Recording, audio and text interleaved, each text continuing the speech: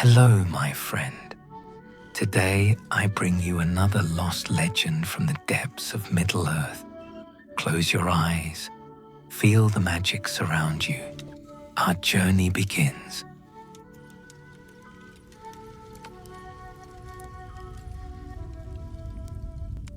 In the days when the world was younger and the stars sang clearer songs in the vast halls of night, there came a season of unease to the realm of Ethermore.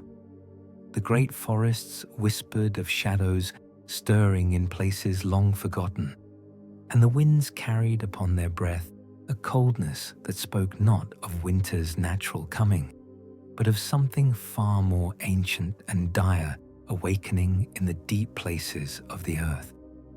Gil-galad the Tall, High King of the Starward Throne, and last bearer of the crown of 7 stars, stood upon the marble balcony of Númenor, his fortress palace that rose like a spear of white stone from the heart of the silver wood.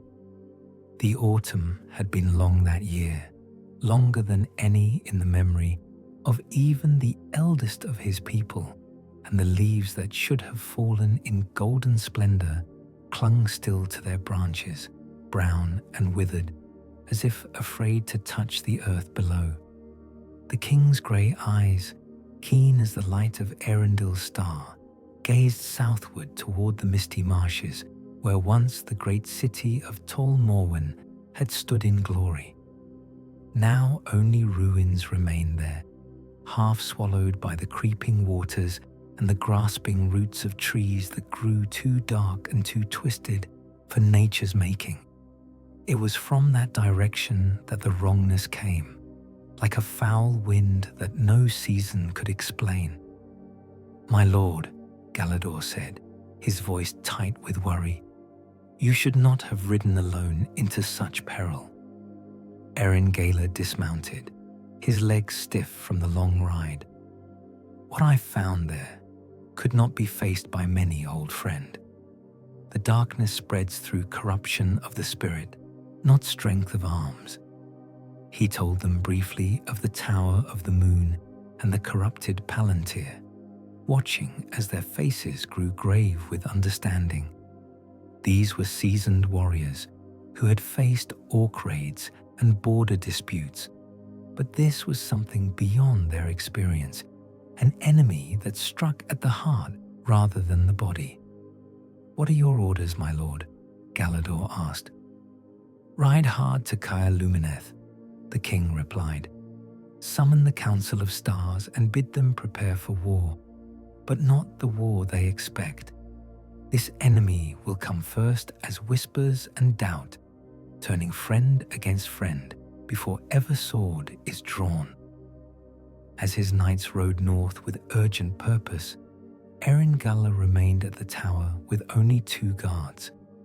He climbed again to the beacon chamber, but this time he lit no signal fire. Instead, he sat in meditation as the sun sank toward the western horizon, his mind reaching out across the leagues to touch other points of light in the growing darkness. For the enemy had shown him one truth in that cursed tower. He was not the only one to feel the stirring shadow. Across the world, other guardians kept their vigil. Other beacons stood ready to blaze defiance against the night. The question was whether they would stand together or fall divided, each believing themselves alone against the dark. As the first stars appeared overhead, Gil-galad felt a familiar presence touch his thoughts. Mithrella's, her mind bright with concern and relief. "You have returned to us," her voice whispered across the distance. "But you bring heavy tidings." "Heavier than you know," he replied. "The old enemy stirs beyond the void, and his servants walk again in Middle-earth. We must prepare for the longest night our people have ever known." Yet even as he spoke these words of warning, the king felt a spark of hope kindle in his heart. For in the Tower of the Moon, facing the malice of ages, His sword had blazed with light undimmed. The flame of the star-touched still burned bright, and while it endured, the darkness would not have final victory. The war for the soul of the world was about to begin.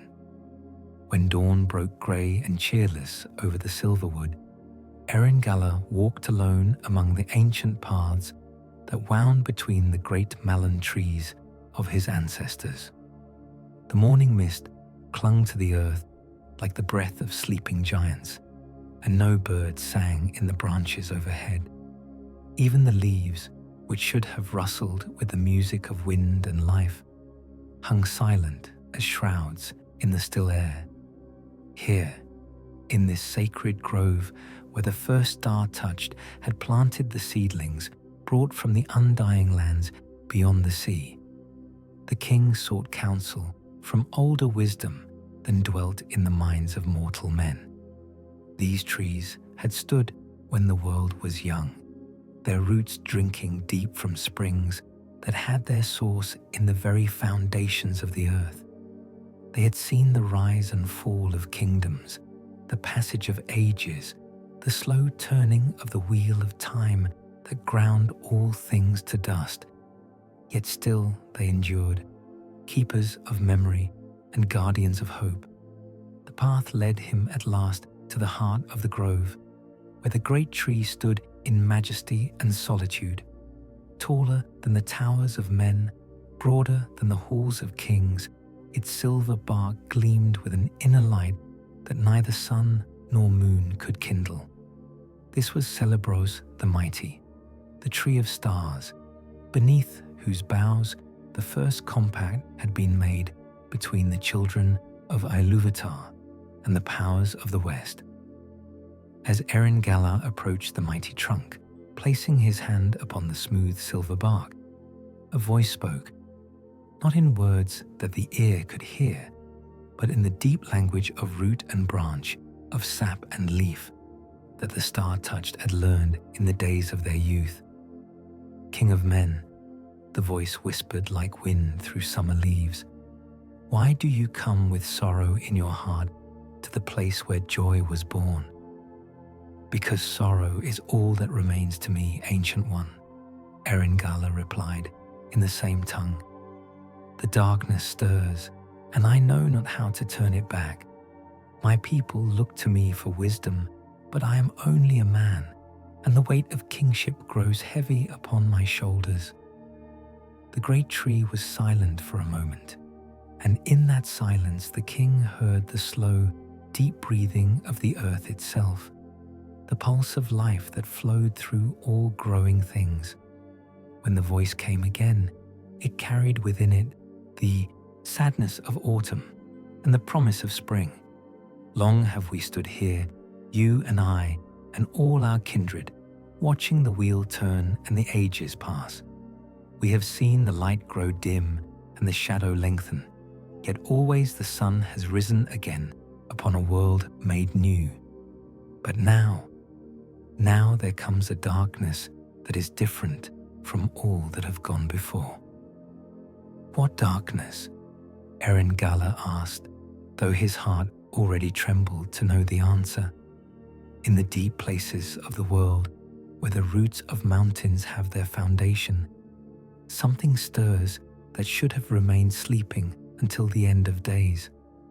The Nameless One, whom we do not speak of save in whispers, reaches out his hand from the void beyond the circles of the world. His servants walk again in Middle-earth, and his eye turns toward the lands of the living. The king felt a chill deeper than winter settle in his bones. The Nameless One, Morgoth the Dark, the first and greatest of evils, who had been thrust beyond the walls of the world in the elder days and bound there by the power of the Valar themselves. If he was stirring again, if his influence could reach across the void to touch the world of light and life. But he cannot return, Erengala said, and heard the desperate hope in his own voice.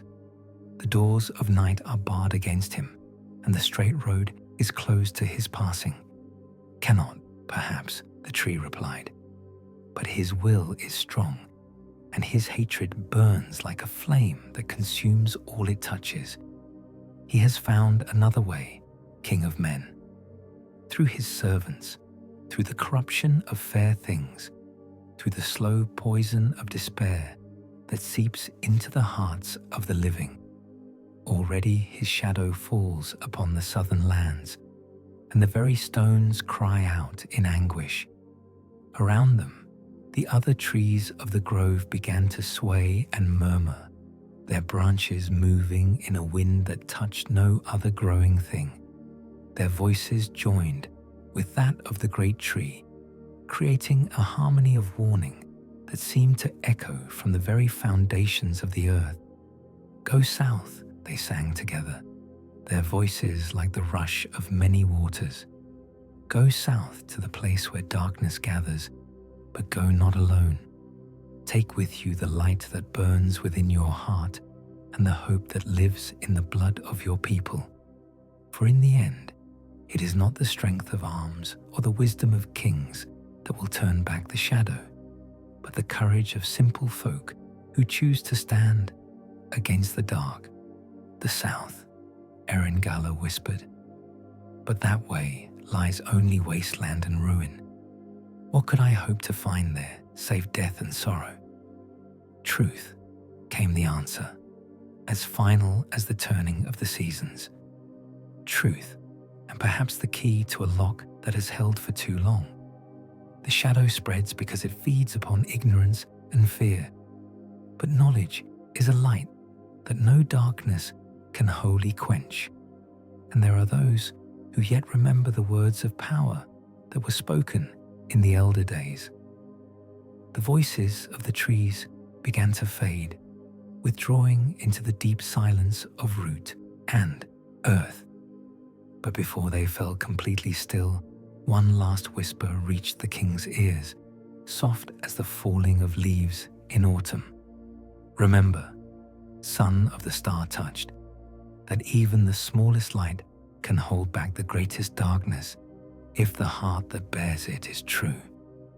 Erengala stood for a long time beneath the great tree, his hand still pressed against its silver bark, feeling the slow pulse of life that flowed through its ancient wood. When at last he turned away, his step was firmer than it had been, his shoulders straighter beneath the weight of kingship. The path before him was dark and uncertain, but he was no longer walking it alone. As he made his way back through the winding paths of the silverwood, the first ray of true sunlight broke through the clouds overhead, touching the leaves with gold and setting the morning mist to sparkling like a veil of jewels. Somewhere in the distance, a thrush began to sing, its voice clear and sweet in the morning air. The shadow was spreading, yes, but the light had not yet failed. 3 days hence, when the moon hung like a silver sickle in the star-crowded sky, a lone rider departed from the gates of Caer Lumineth. No fanfare attended his going, no banners streamed in the wind behind him. He rode in silence and secrecy, cloaked in grey wool and bearing no mark of his royal station, save the sword at his side and the light that seemed to gather around him like captured starfire. Erengala had chosen to make this journey alone, against the counsel of all his advisors and the pleas of his people. Captain Galador had begged leave to accompany him with a company of the Swan Knights, their bright mail gleaming and their lances sharp for war. Mithrellas had spoken long of the danger of riding unguarded into lands where evil stirred, her wise voice heavy with foreboding. Even old Círdan the shipwright, eldest of all who dwelt in Caer Lumineth, had come from his harbours to counsel the king against this path. But the words of the great tree echoed still in Erengala's heart, and he knew with the certainty that comes only from the deepest wisdom that this was a road he must walk alone. In the elder tales, it was always the solitary wanderer who discovered the hidden paths, the secret doors, the forgotten truths that could turn the tide of war and change the fate of nations. His horse was Rochelor, a stallion of the Miara's breed, whose coat shone silver-white in the moonlight and whose eyes held the flame of the undying lands. Swifter than the wind was he, and wiser than many who walked on two legs, understanding the speech of his master and the needs of the road with an intelligence that bordered on the mystical. They rode south through the night, following paths that wound between the hills and dales of Ethermoor, like threads of silver in a tapestry of green and gold. The land here was fair still, unmarked by the shadow that crept from the southern wastes, but even so, the king could feel a change in the very air he breathed. The stars seemed dimmer than they had been in his youth, and the wind carried scents that spoke of distant burning and decay. By dawn, they had reached the borders of the realm, where the ordered farmlands and villages of his people gave way to the wild country that stretched away toward the misty marshes. Here stood the southward tower, a spear of white stone that rose from a hill crowned with rowan trees, its beacon fire dark and cold as the messenger had reported. Gil-galad dismounted at the tower's base and climbed the winding stair that led to its summit, his footsteps echoing hollow in the stone corridors. The chamber at the top was empty, its great hearth filled with cold ashes and its windows staring blindly out over the southern lands.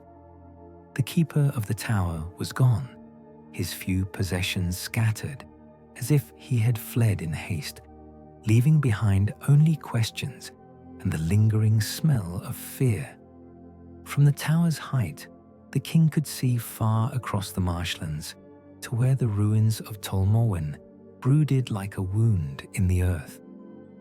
Once that city had been fair and proud, its white towers reaching toward heaven and its gardens blooming with flowers that had no name in the common tongue. But that was before the plague years, before the waters rose and the trees grew twisted, before the very stones began to weep with sorrow for what they had lost. Now it was a place of desolation, shunned by all living things save the carrion birds that wheeled endlessly above its broken walls. Yet even from this distance, Gil-galad could see that something had changed there. A faint glow emanated from the ruins, neither the warm light of fire nor the cold radiance of the stars, but something else, something that made his blood run chill and his hand tighten on the hilt of his sword. "So," he murmured to the empty air, "the tree spoke truly. The darkness has found a home in the place where light once dwelt." He descended from the tower and remounted Rochelor, turning the stallion's head toward the marshlands and the ruins beyond. The horse snorted and tossed his mane, clearly reluctant to approach that accursed place, but he obeyed his master's will, as he had always done. The path led down from the hill, through country that grew wilder and stranger with each passing league. The grass grew rank and coarse, and the trees that dotted the landscape were gnarled and leafless, their branches reaching toward the sky like the arms of supplicants. Strange mists began to rise from the ground as the sun climbed higher, mists that moved against the wind and seemed to whisper with voices that had no source. By midday, they had reached the edge of the marshlands proper, where the solid ground gave way to a maze of waterways and soggy islands connected by paths that only the desperate or the mad would dare to tread. The air here was thick and oppressive, heavy with the smell of stagnant water and rotting vegetation. No bird sang, no insect buzzed, no fish jumped in the dark waters that reflected nothing but emptiness. Erengala paused at the marsh's edge, studying the treacherous paths that wound away into the mist. Somewhere ahead, hidden among the reeds and willows, lay the causeway that led to Tol Morwen. If causeway it could still be called after so many years of neglect and decay. The way was dangerous, fraught with pitfalls and false turnings that could lead an unwary traveller to a watery grave. But the king had not come so far to turn back at the first sign of peril. Touching his heels to Rochela's flanks, he urged the stallion forward onto the narrow path that led into the heart of the marshlands. Behind them, the last solid ground of Ethermoor fell away into mist and memory, and ahead lay only shadow and the unknown. As they picked their way carefully along the winding path, the silence of the marshlands pressed around them like a living thing. Even the sound of Rochela's hooves was muffled by the soft ground and the thick air, as if the very marsh was trying to swallow every trace of their passing. Once or twice, Erengala thought he heard voices calling from the mist, now pleading, now warning, now singing songs of lamentation that had no words. But when he turned to look, there was nothing to be seen save the endless reaches of water and reed and the pale wisps of vapor that danced like ghosts above the dark pools. The path twisted and turned, doubled back on itself, branched and rejoined in patterns that seemed to follow no earthly logic. Time moved strangely here, and the king could not tell if they had been riding for hours or days. The sun, when it could be glimpsed through the perpetual mist, seemed to hang motionless in the sky, neither advancing nor retreating, but simply existing in an eternal moment of grey despair.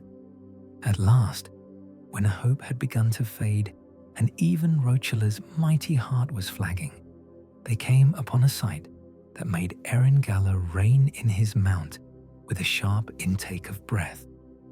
Rising from the mist ahead, like the prow of some vast ship, the first towers of Tol Morwen stood revealed in all their ruined majesty.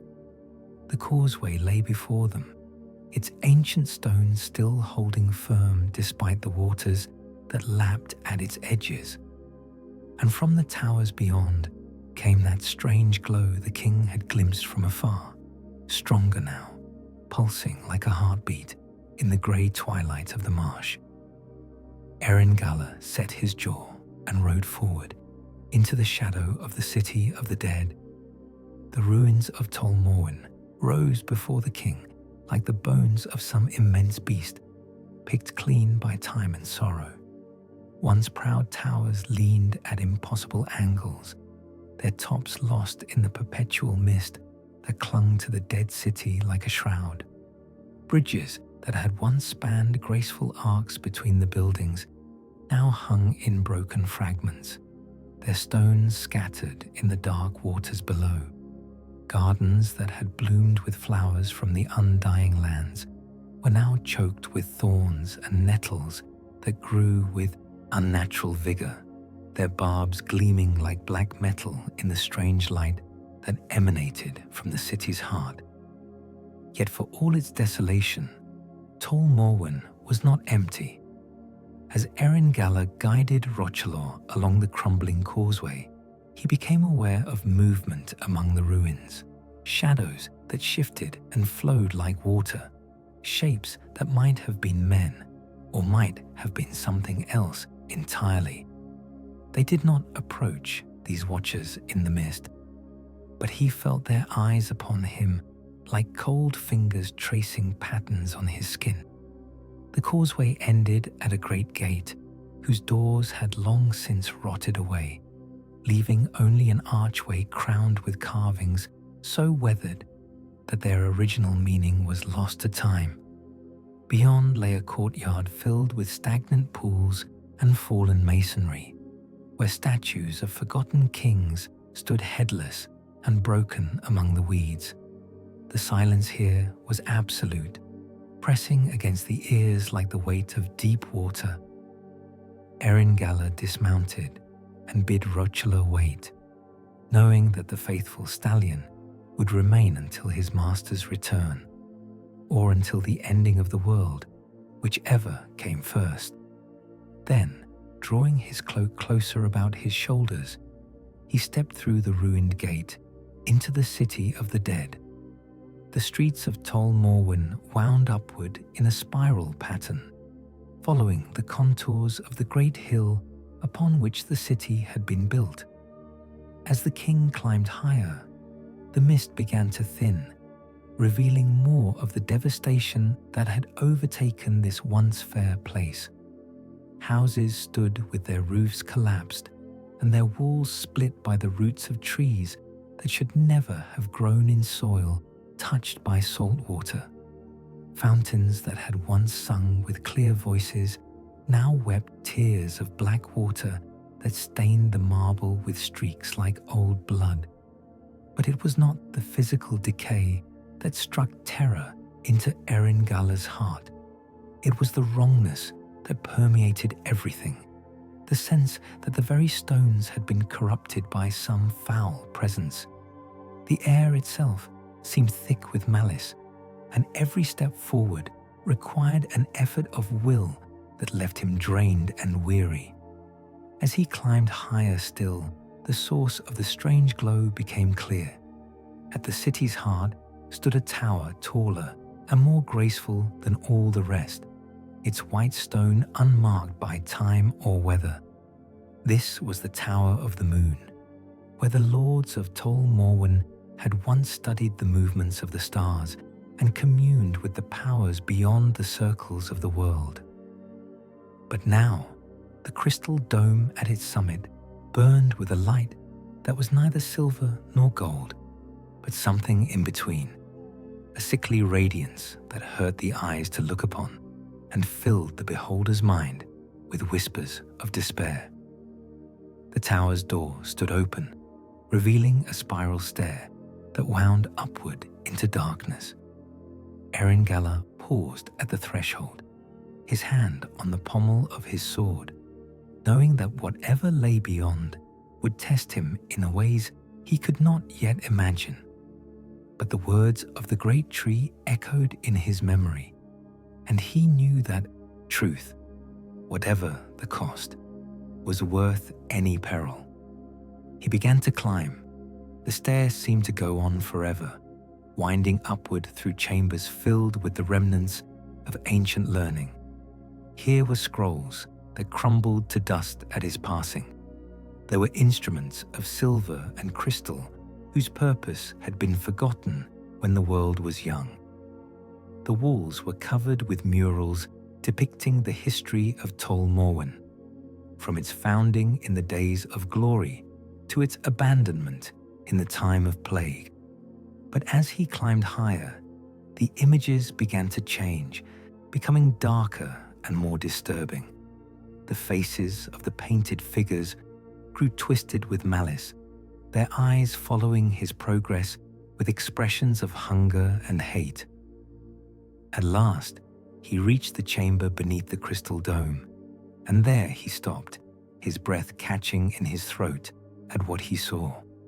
The room was circular, its walls lined with mirrors of polished silver that reflected the strange light in endless patterns. In the center stood a table of black stone, and upon it lay something that made the king's blood run cold. It was a palantir, one of the seeing stones of the elder days, wrought by the skill of the Númenorians and blessed with the power to show visions of far places and distant times. But this stone was wrong, its crystal surface stained with veins of red and black that pulsed like a heartbeat. The light that emanated from within was the source of the glow that had drawn him here, and as he watched, images began to form within its depths, visions of war and conquest, of cities burning and kingdoms falling, of a great eye of flame that searched the world for something precious and lost. "Welcome, King of the Star-Touched," came a voice from the shadows, soft as silk and cold as winter wind. "I have been expecting you." Gil-galad spun around, his sword leaping to his hand with a ring of steel.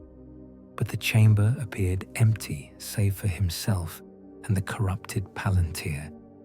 The voice came from everywhere and nowhere, echoing from the mirrors and the stone walls, until it seemed to fill the very air he breathed. "Who speaks?" he demanded, though his heart already knew the answer and trembled to hear it confirmed.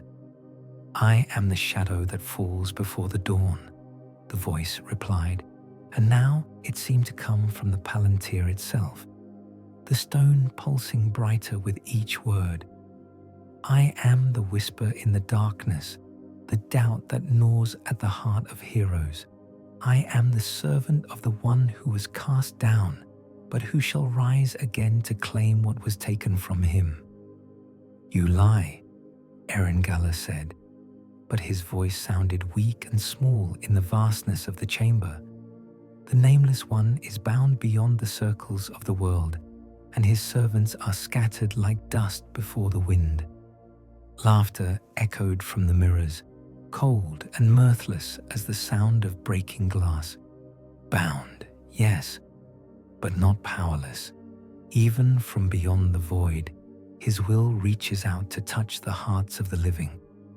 And there are those among your own, people, proud king, who have heard his call and found it sweet."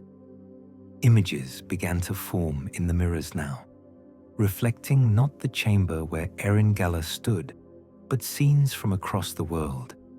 He saw armies marching under banners of black and red, their faces hidden behind masks of iron and bone.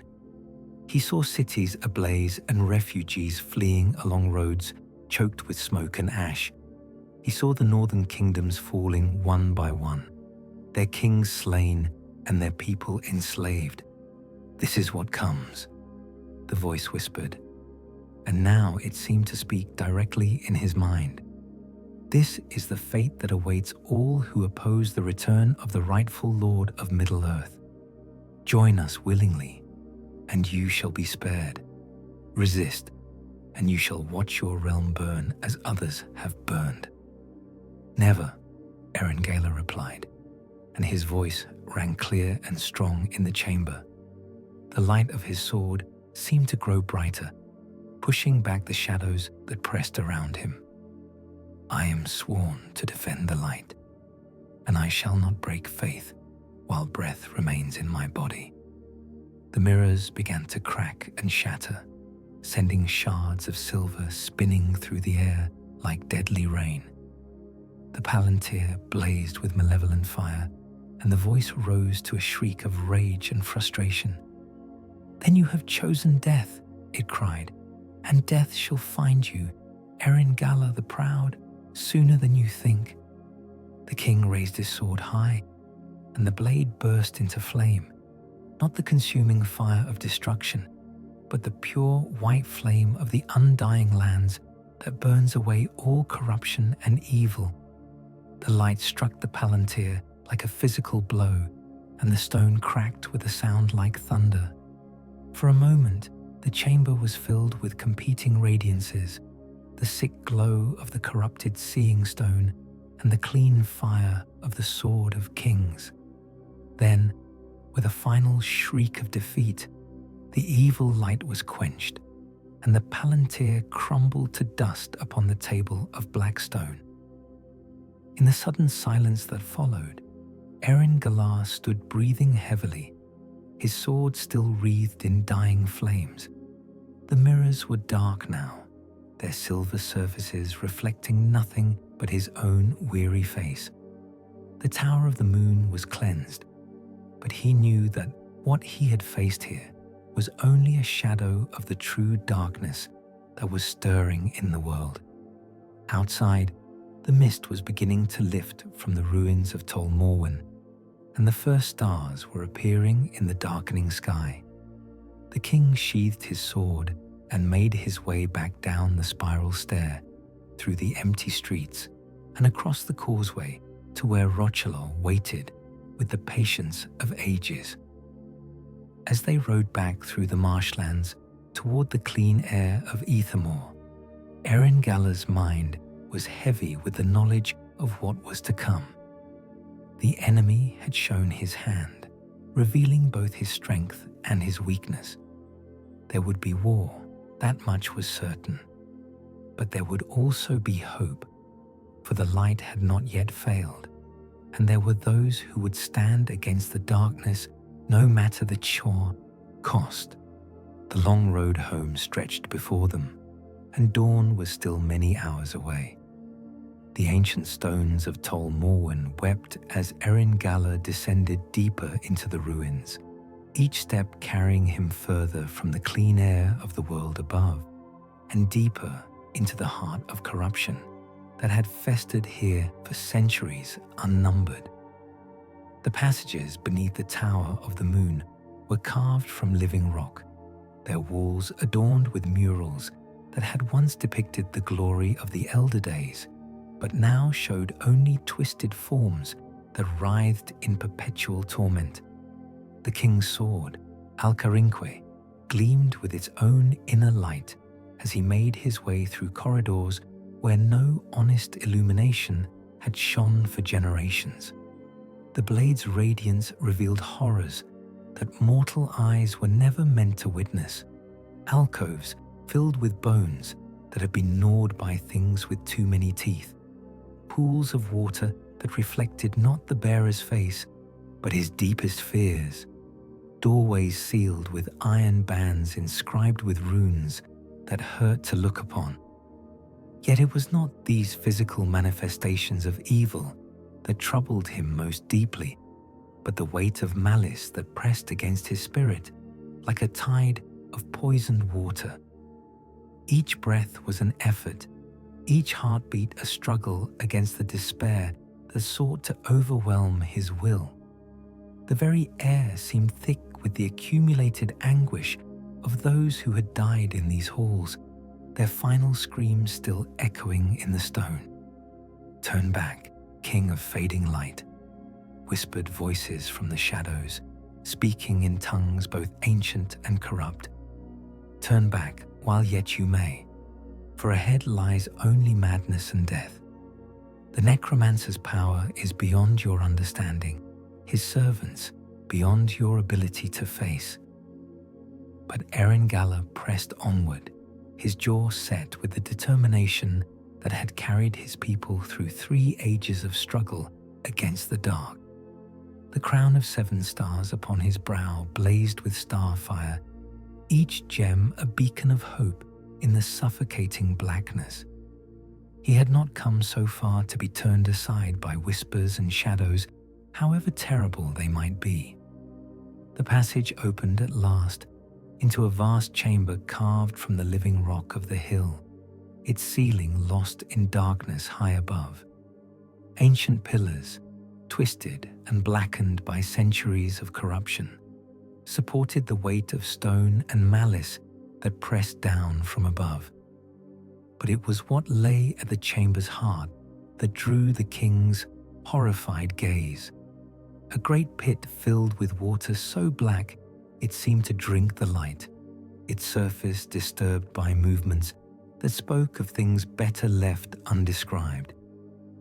Around the pit's edge stood figures that had once been men, their forms twisted by dark sorcery into shapes that mocked the image in which they had been created.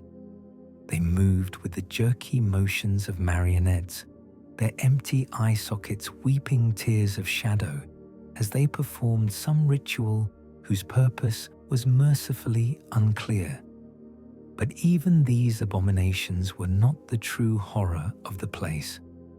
That distinction belonged to the thing that rose from the black waters at the chamber's heart, a form of shadow and malice given physical shape, its eyes burning with the cold fire of stars that had died before the world was made.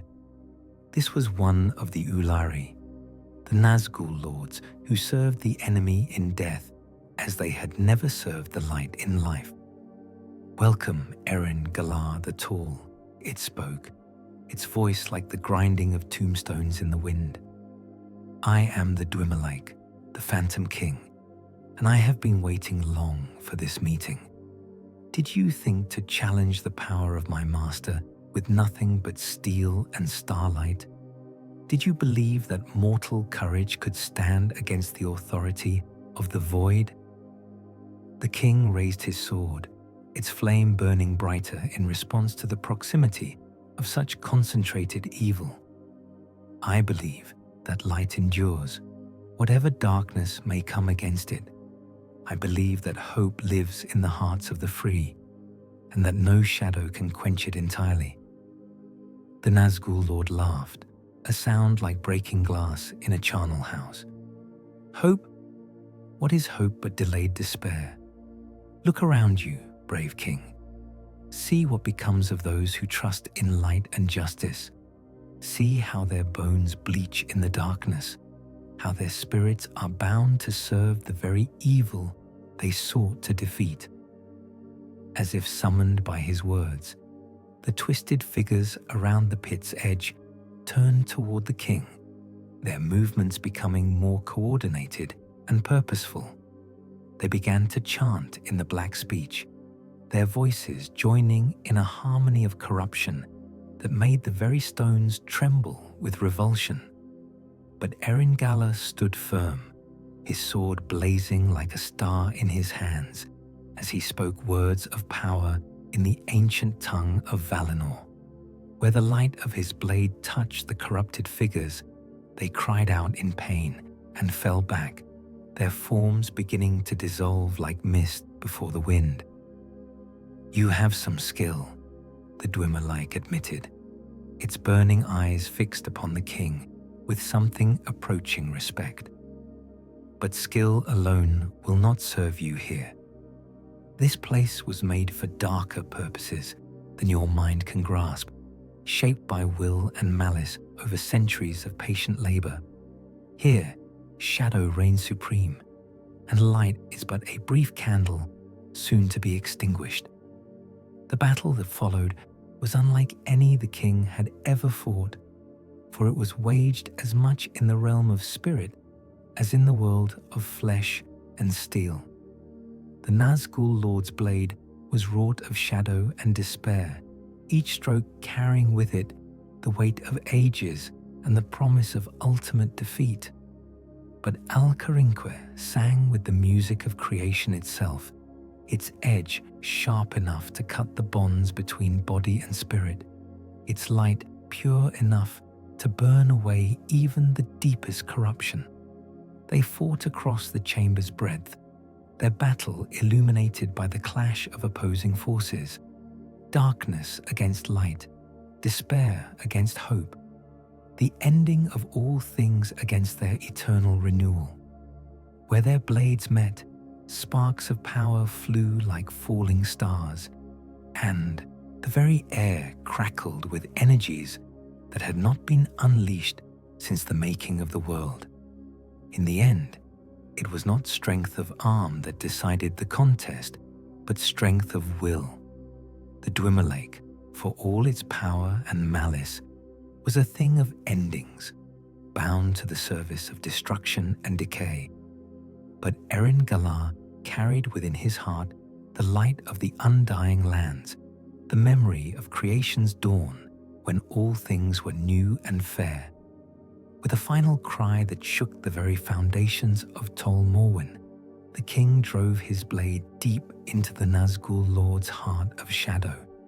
The creature dissolved with a shriek that seemed to go on forever, its essence scattered like smoke before a hurricane. The corrupted figures around the pit crumbled to dust, their long torment finally ended. But even in victory, Gil-galad knew that he had faced only a shadow of the true enemy, a fragment of a will that that spanned continents and commanded the allegiance of dragons. The real battle was yet to come, and it would require more than courage and steel to win it. As he made his way back toward the surface and the clean air of the world above, the king carried with him the knowledge of what lay ahead and the determination to face it, whatever the cost might be.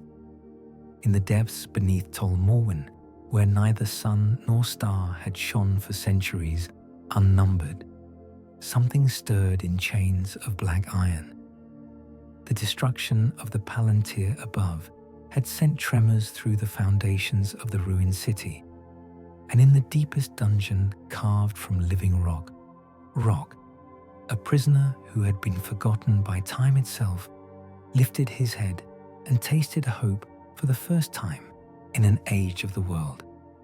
Thranduil the Golden had once been a king among the Eldar, ruler of the great realm of Erin Lasgallen, where the trees grew tall and the rivers ran swift and clear.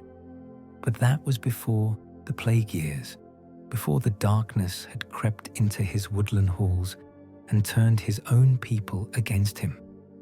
Now he was a shadow of his former glory, his bright mail tarnished to grey, his golden hair dulled with the dust of long captivity.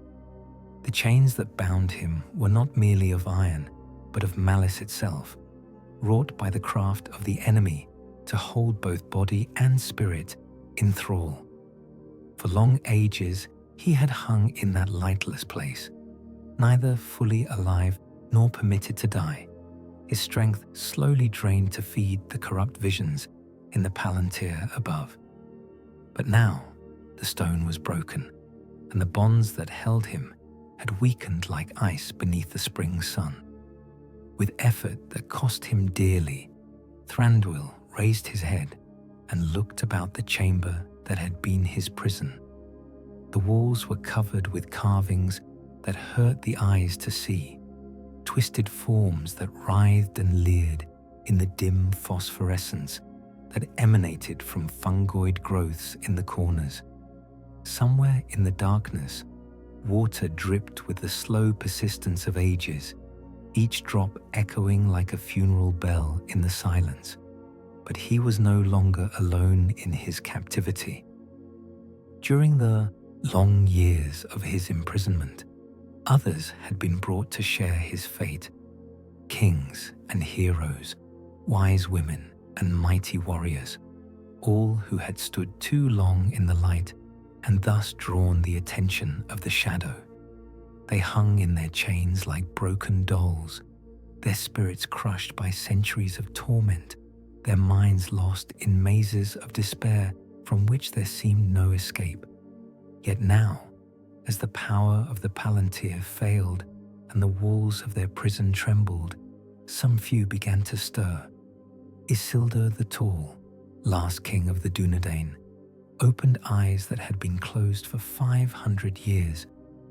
Lady Galadriel of the Golden Wood, her light dimmed but not extinguished, turned her face toward her fellow prisoners.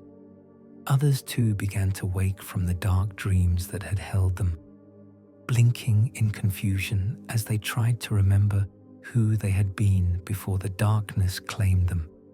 Brothers and sisters in sorrow, Thranduil spoke, his voice cracked with disuse but still carrying the authority of one born to command. The bonds are weakening. I feel the old strength returning to my limbs. Is it possible? Whispered Isildur, flexing fingers that had been still as stone for centuries. Can it be that our long torment draws toward its end? Something has happened above, said Galadriel, her voice like silver bells heard across a great distance. The source of our binding has been broken. I sense one of the star-touched walked in the upper halls and faced the shadow with fire and blade. Hope, that most dangerous and precious of gifts, began to kindle in the hearts of the prisoners. One by one, they tested their bonds and felt them give way like rotten rope. The iron chains that had held them for so long fell clanging to the stone floor, their power spent. But freedom from their bonds was only the first step. They were still trapped in the depths of a ruined city, their strength depleted by long captivity, their way to the surface blocked by guardians whose malice was old and deep. "We must move carefully," Thranduil warned as his companions struggled to their feet. "Though the Palantir is broken, this place still reeks with the presence of the enemy. His servants will not let us go easily." Indeed, even as he spoke, they could hear sounds from the corridors beyond their prison. The scrape of clawed feet on stone, the whisper of voices that spoke in no earthly tongue. The creatures that dwelt in the darkness beneath Tol Morwen had felt the breaking of their master's eye, and they were stirring to wrathful life. "Then we fight," said Isildur grimly, though he bore no weapon save his will and his hands. "Better to die in battle than to return to those cursed chains." But Galadriel raised her hand for silence, her eyes distant with the sight that was her gift. "Wait," she murmured. "There is another way, a path that leads not up to the surface but deeper still, into the very roots of the earth. Dangerous it is, and dark beyond imagining, but it may be our only hope of escape." "The old road," Thranduil breathed, understanding flashing in his eyes. "The secret way that was delved in the elder days, when the fathers of men first came to these shores. But that path leads through the halls of the sleepless, where dwells the watcher in the dark." "All paths are perilous now," Galadriel replied. "But the watcher has no love for the servants of the shadow, for they disturbed its ancient slumber with their digging and delving. It may be that we can pass through its domain if we show proper respect for its age and power." The sound of approaching footsteps grew louder, accompanied now by the rasp of drawn steel and the guttural voices of orcs speaking in the black speech. Time was running short, and soon their escape route would be discovered. "Lead on, Lady of Light," Thranduil said, gathering the other prisoners with a gesture. "Whatever lies ahead cannot be worse than what we leave behind." Galadriel moved to a section of the wall that looked no different from any other, but at her touch, ancient mechanisms stirred to life. Stone ground against stone, and a hidden door swung open on hinges that had not moved since the breaking of the world. Beyond lay a tunnel carved from living rock, its walls smooth as glass and its floor worn by the passage of countless feet in ages past. One by one, the escaped prisoners filed through the doorway into the tunnel beyond. Behind them, the sounds of their pursuers grew ever louder. Shouts of rage as the empty chains were discovered, the baying of hunting hounds bred in darkness to track by scent alone. But ahead lay only silence and the weight of stone, and the hope that somewhere in the deep places of the earth they might find a way back to the light. The door ground shut behind them, sealing them into the old road and the perilous journey that awaited. In the darkness ahead, ancient powers stirred, and the watcher in the dark opened eyes that had been closed since the world was young. In the high tower of Barad Nimrais, the fortress of white horns that stood guard over the passes of the southern mountains, Mithrellas the Wise sat before the great Palantir of the west and felt the world shifting around her like a ship in a storm. The seeing stone showed her visions that made her heart grow cold. Armies gathering in the eastern wastelands, dragons stirring in their mountain lairs, and over all a growing shadow that seemed to reach out from beyond the circles of the world itself. But it was not these distant perils that troubled her most. 3 days had passed since Erengaila's return from Tol Morwen, and in that time the very air of Ethermore had grown thick with whispers. She could feel them even now, sliding through her thoughts like serpents made of shadow and malice. They spoke of doubt and despair, of the futility of resistance and the sweetness of surrender. They promised peace to those who would kneel and swift death to those who would not. The voice that spoke loudest among these whispers was one that chilled her to the bone, for she recognized it from the darkest tales of the elder days. It was the voice of the necromancer, the shadow that had fallen upon the world when Morgoth the Dark was cast into the void. His true name was not spoken aloud, but the wise knew him as Sauron the Deceiver, the corrupter of hearts, the Dark Lord who sought always to claim dominion over all that lived and breathed. Wise woman of the West, the voice came to her now through the Palantir, soft as silk and sharp as poison. How long will you cling to your failing light? The age of the Eldar passes, and the time of shadow begins. Join with me willingly, and I will make you a queen among queens. Resist, and watch your beloved realm crumble to ash and ruin. Mithrelas closed her eyes and centered her will, drawing upon the strength that flowed from the ring of adamant that adorned her finger. One of the 3 rings of the Eldar, wrought in secret and never touched by the Dark Lord's hand. The whispers grew fainter as her power rose to meet them, but still they persisted, gnawing at the edges of her consciousness like hungry wolves. You cannot hold me out forever, the voice continued, and now it carried a note of cruel amusement. I have all the time in the world, and my servants grow stronger with each passing day. Already they walk among your people, sowing discord and doubt. How long before your own guards turn their swords against you? How long before your king falls to an assassin's blade? You speak false words, wrapped in the guise of truth, Mithrelas replied aloud, her voice ringing clear in the stone chamber. Evil may seem to triumph for a season, but in the end it devours itself. This I have seen in the movements of the stars and the turning of the seasons. Laughter echoed from the Palantir, cold and mirthless as winter wind through dead leaves. The stone began to glow with a sickly light that had nothing to do with the magic placed within it by its makers.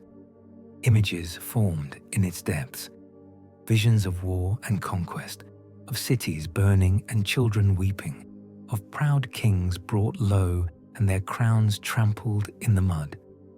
Look and see the fate of those who defy me, the voice commanded. Behold the price of your resistance.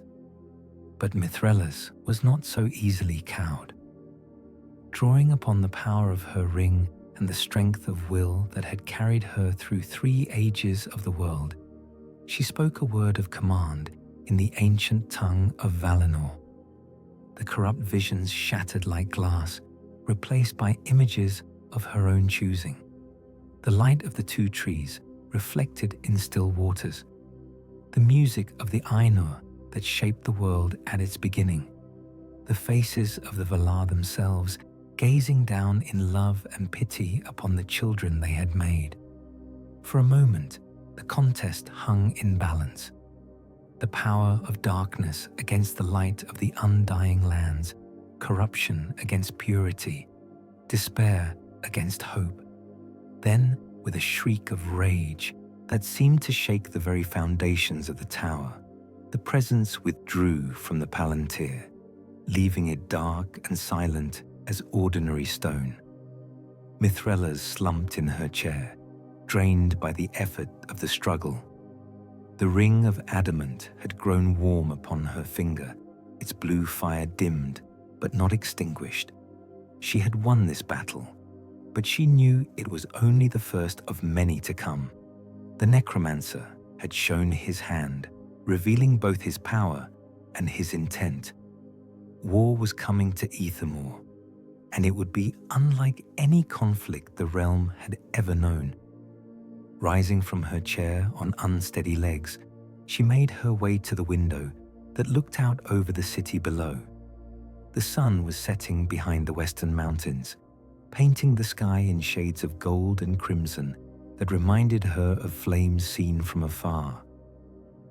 In the streets of Caer Lumineth, people went about their evening business, merchants closing their shops, children playing in the squares, lovers walking hand in hand along the river. They seemed so innocent, so unaware of the shadow that was gathering to engulf them all. But even as she watched, she began to notice signs of the corruption that the necromancer had spoken of. A group of guardsmen stood in heated discussion, their voices raised in anger over some trifling matter. A merchant spat upon the ground as an old rival passed by, his face twisted with a hatred that seemed out of proportion to any earthly grievance. In the market square, a fight broke out between two traders who had been friends for 20 years, their dispute escalating with a speed and violence that spoke of influences beyond the natural. The whispers were indeed spreading, carried on the wind and in the water, seeping into the hearts of men like poison in the blood. How long before friend turned against friend, brother against brother, until the realm tore itself apart from within? A soft knock at the door interrupted her dark thoughts. "Enter," she called, and Captain Galador stepped into the chamber, his usually bright countenance grave with concern. "My lady," he said, bowing respectfully, "the king commands your presence in the great hall. The Council of Stars has been summoned, and there are developments that require your wisdom." Mithrelas nodded, gathering her robes about her. "What developments, Captain?" "Refugees, my lady. They come from the northern kingdoms, those that still stand. They bring word of armies on the march and cities fallen to shadow, and they speak of a great fortress rising in the east, where once there was only wasteland and ruin." The necromancer's words echoed in her memory. "My servants grow stronger with each passing day." It seemed the Dark Lord was moving more swiftly than even she had anticipated. The time for preparation was passing, and the hour of testing drew near. "I will come at once," she said, following Galador from the chamber. Behind them, the Palantir sat dark and silent upon its pedestal, but she could feel its presence like a weight upon her shoulders. The enemy had tasted her strength and found it formidable, but she knew he would return with greater force and subtler malice.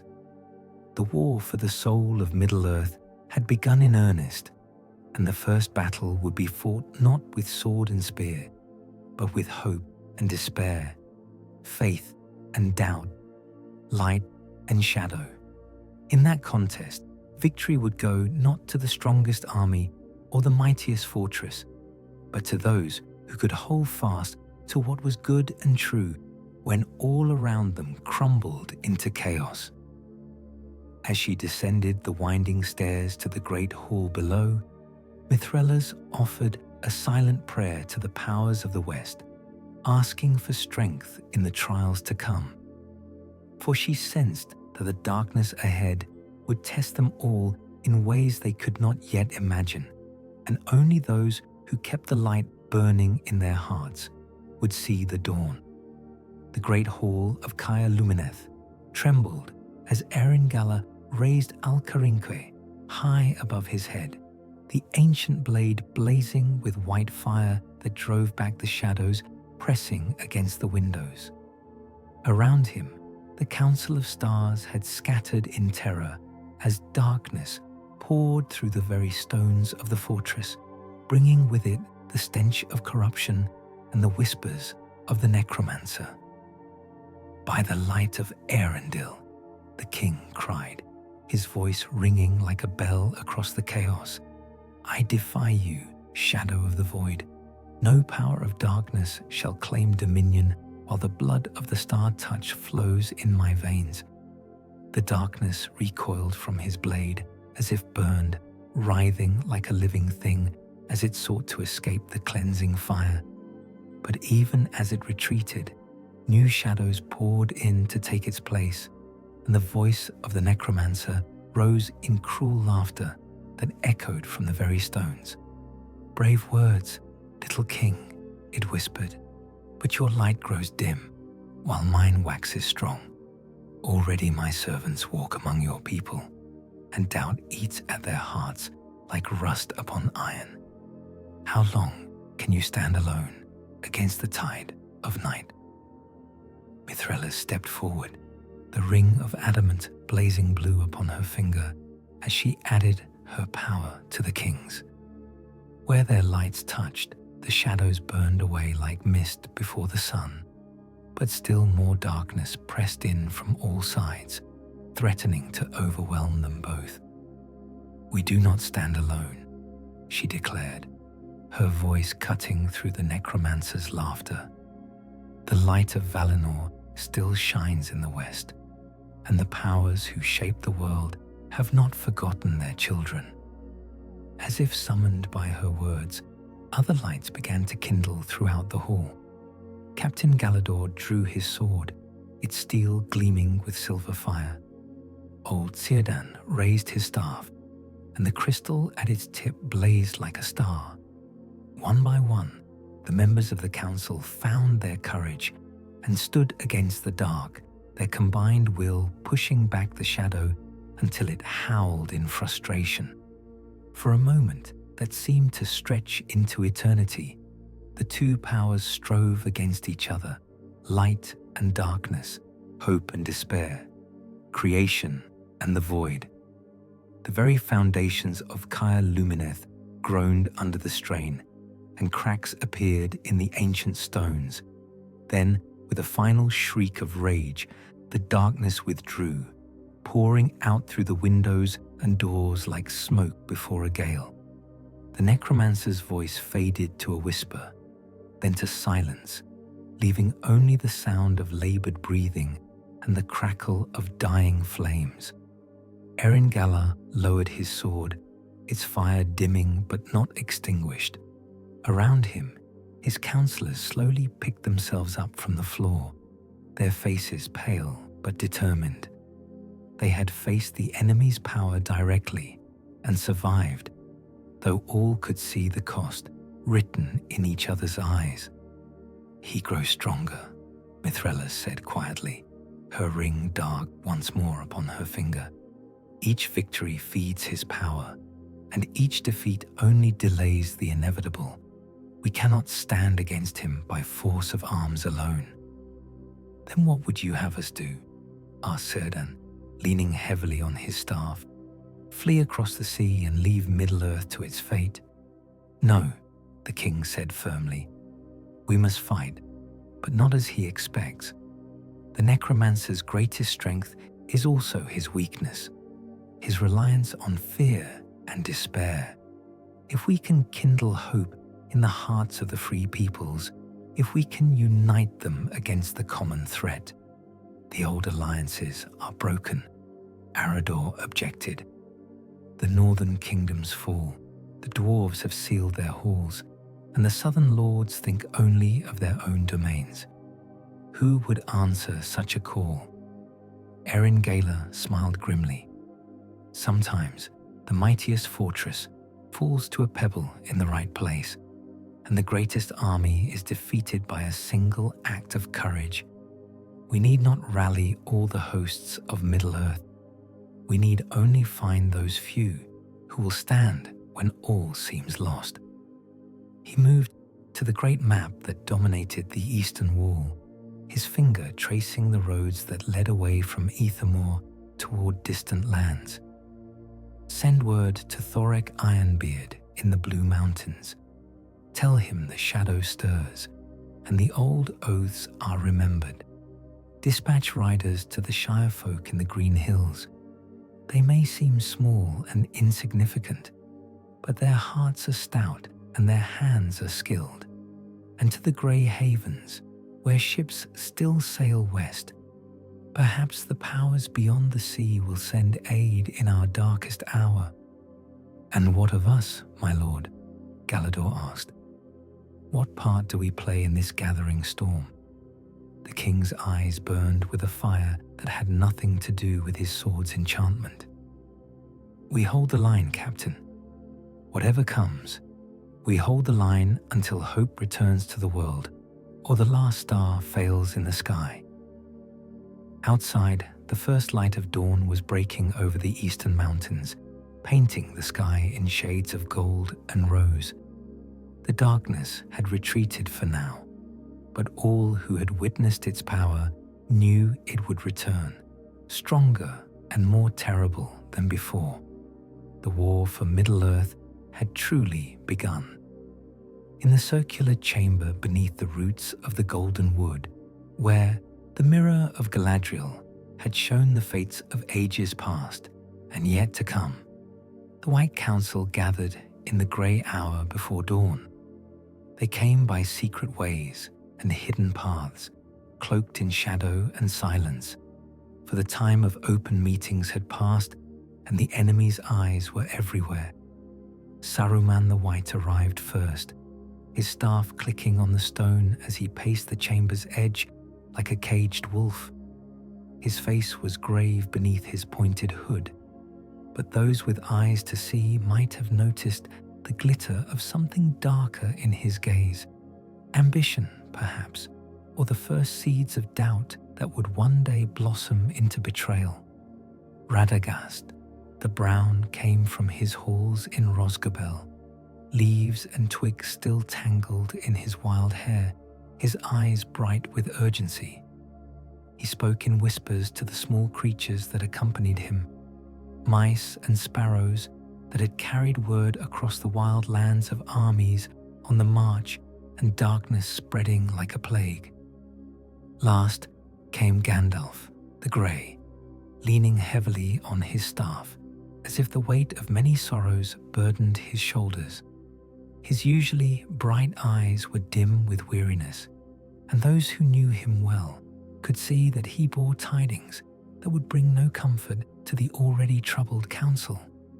The necromancer moves openly now, he said, without preamble, settling his grey robes about him as he took his place in the circle. His fortress of Dol Guldur rises from the ruins of the Greenwood, and orcs gather there in numbers, not seen since the last alliance. The very trees flee from his presence, and the rivers run black with poison. Saruman's staff struck the floor with a sharp crack. We have debated this matter for too long already. The time for half measures and cautious counsel has passed. If we do not act now, the shadow will spread until no light remains in all of Middle-earth. And what would you have us do? Asked Elrond half-elven, his ageless face marked by centuries of sorrow. March upon Dol Guldur with all our might. The necromancer grows stronger with each passing day, feeding on the fear and despair of those who fall beneath his shadow. Better to strike while we still have strength, Saruman replied, his voice carrying the authority of one accustomed to command.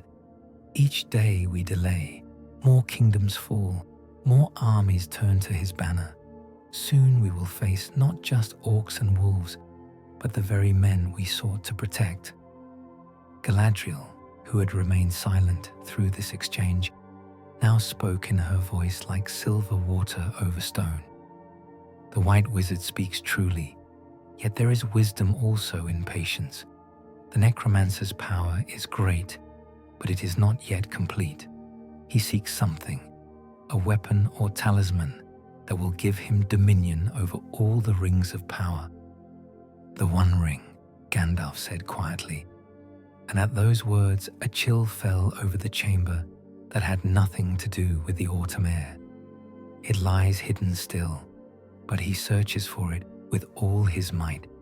If he should find it—" The words hung unfinished in the air, for all present knew what the return of the Master Ring would mean. The free peoples of Middle-earth would face not just a powerful enemy, but one whose dominion over their very souls would be absolute. "Then we must find it first," Saruman declared, his eyes blazing with sudden intensity. "Surely between us we possess the wisdom and power to locate that which was lost. The Palantiri still show visions to those skilled in their use, and the old maps speak of places where such a thing might lie hidden." But Gandalf shook his head sadly. "It is not so simple, my friend.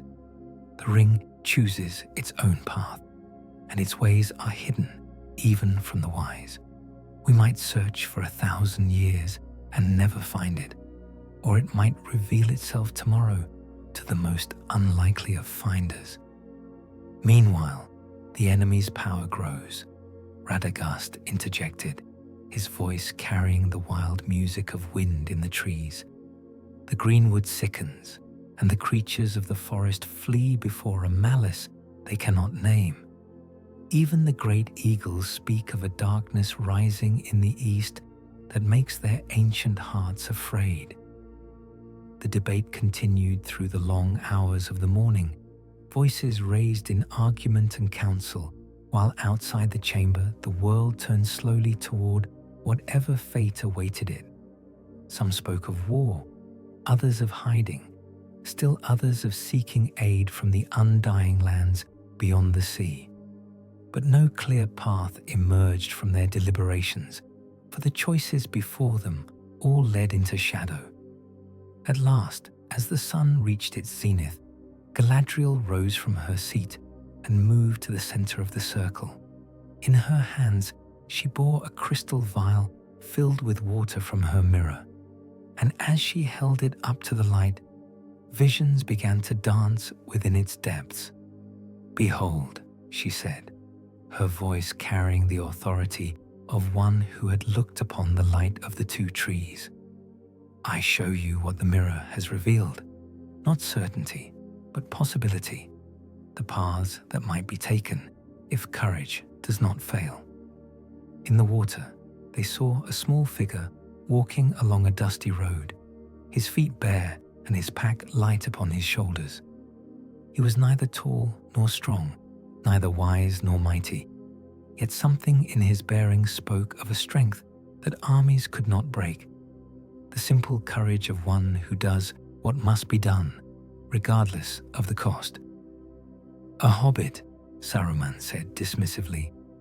"What part could such a creature play in the great affairs of the world?" But Gandalf leaned forward, his eyes bright with sudden understanding. "Perhaps the greatest part of all, my friend. For who would suspect such a one of bearing the hopes of all Middle-earth? The enemy seeks power and majesty, strength and dominion. He would not think to look for his doom in the Shire." "You speak in riddles," Elrond observed. "What is your meaning?"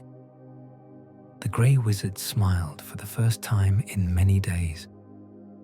"My meaning is this, that the smallest person can change the course of history if their heart is true and their purpose clear. The ring may indeed be found, but not by those who seek it for power or glory. It will come to one who desires it not, and by such a one it may yet be unmade." The vial in Galadriel's hands grew bright as starlight, and for a moment all present felt a lifting of their hearts, as if a great burden had been shared among them. The path ahead was still dark and uncertain, but they were no longer walking it alone. "Then let us place our hope in small things," Elrond said at last, "and let us prepare for the war that must come, whether the ring is found or not. For good or ill, the third age of Middle-earth draws toward its ending, and what comes after will depend upon the choices we make in the days ahead.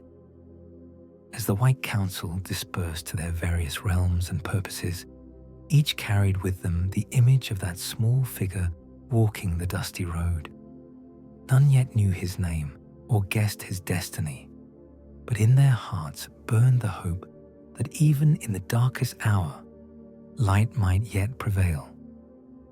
The road to Erebor wound through valleys where autumn mist clung to the stones like the breath of sleeping dragons, and Gandalf the Grey walked alone beneath skies that grew darker with each passing mile. His staff tapped steadily on the worn stones of the dwarf road, its sound echoing from the mountainsides like a drum calling the scattered to war. 3 days had passed since the White Council's meeting in the Golden Wood, and already the Grey Wizard could feel the weight of time pressing upon his shoulders. Each hour of delay brought the enemy closer to his goal. Each moment of indecision allowed the shadow to spread further across the lands of the free.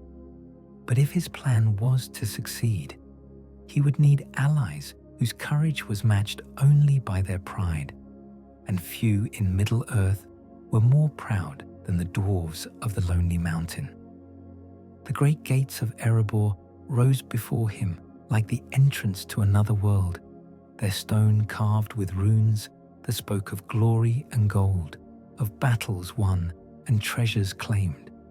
But the guards who challenged him at the threshold bore faces marked by worry, and their axes gleamed with the sharpness of weapons too often drawn. "State your business, wizard," growled the captain of the gate guard, his beard braided with iron rings that clinked as he spoke. "These are dark times, and King Thorek sees no visitors without good cause."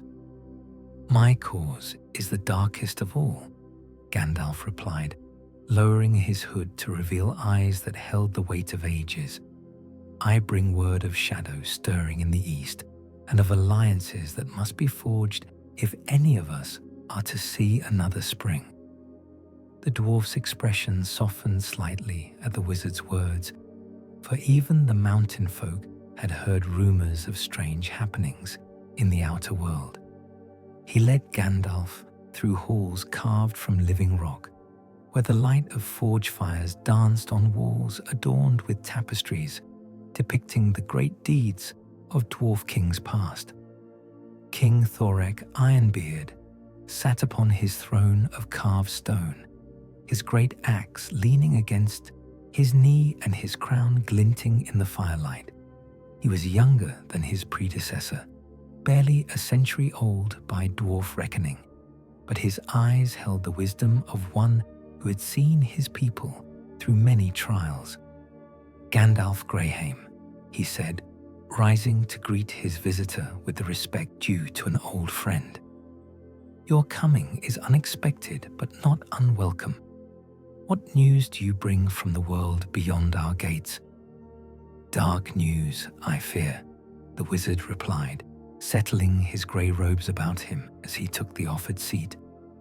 "The necromancer has revealed himself at last, and his power grows with each passing day.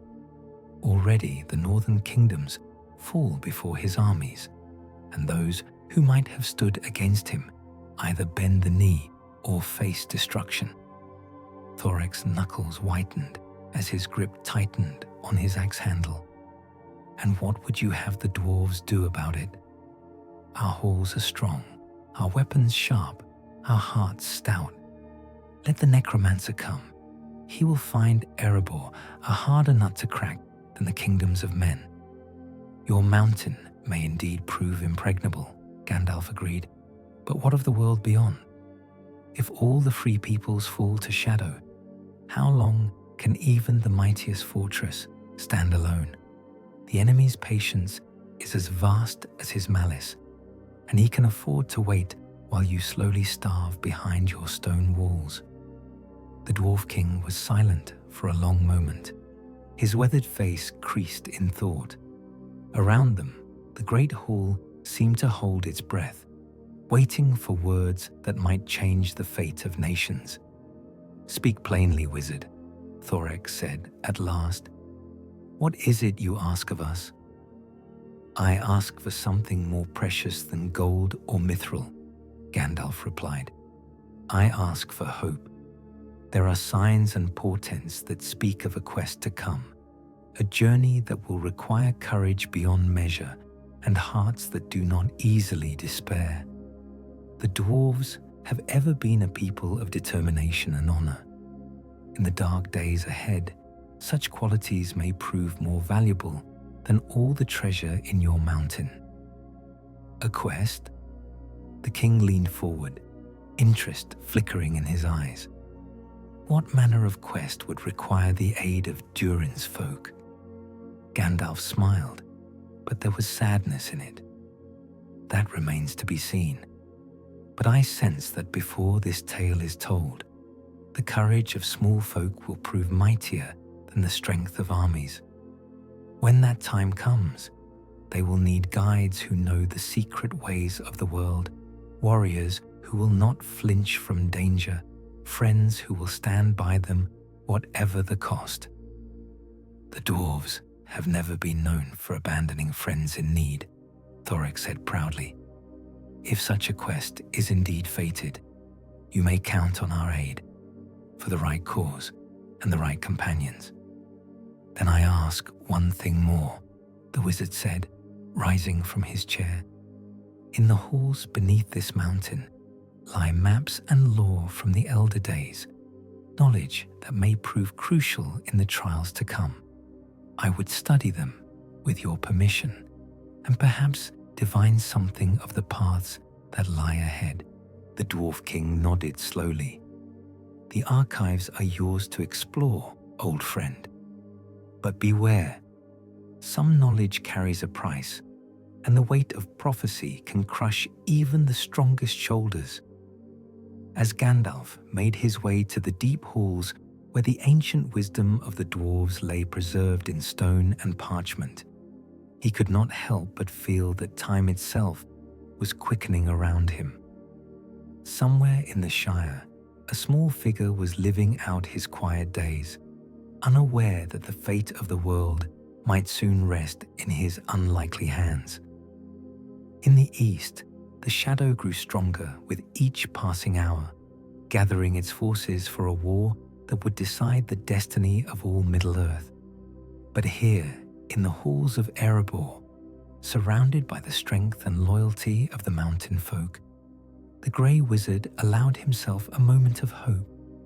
The pieces were beginning to move on the great board, and though the outcome was far from certain, at least the game had begun. The road ahead would be long and dark, but they would not walk it alone. In the green heart of the Shire, where the rivers ran clear and the hedgerows bloomed with flowers that had no names in the tongues of larger folk, Bilbo Baggins of Bag End sat smoking his pipe on the bench before his round green door. The autumn sun cast long shadows across his well-tended garden, and the smoke from his pipe curled lazily upward to join the white clouds that drifted across the peaceful sky. To any observer, he would have seemed the very picture of hobbit contentment, a prosperous bachelor of middle years, well-fed and well-dressed, with no greater concern than the state of his tomatoes or the quality of his afternoon tea.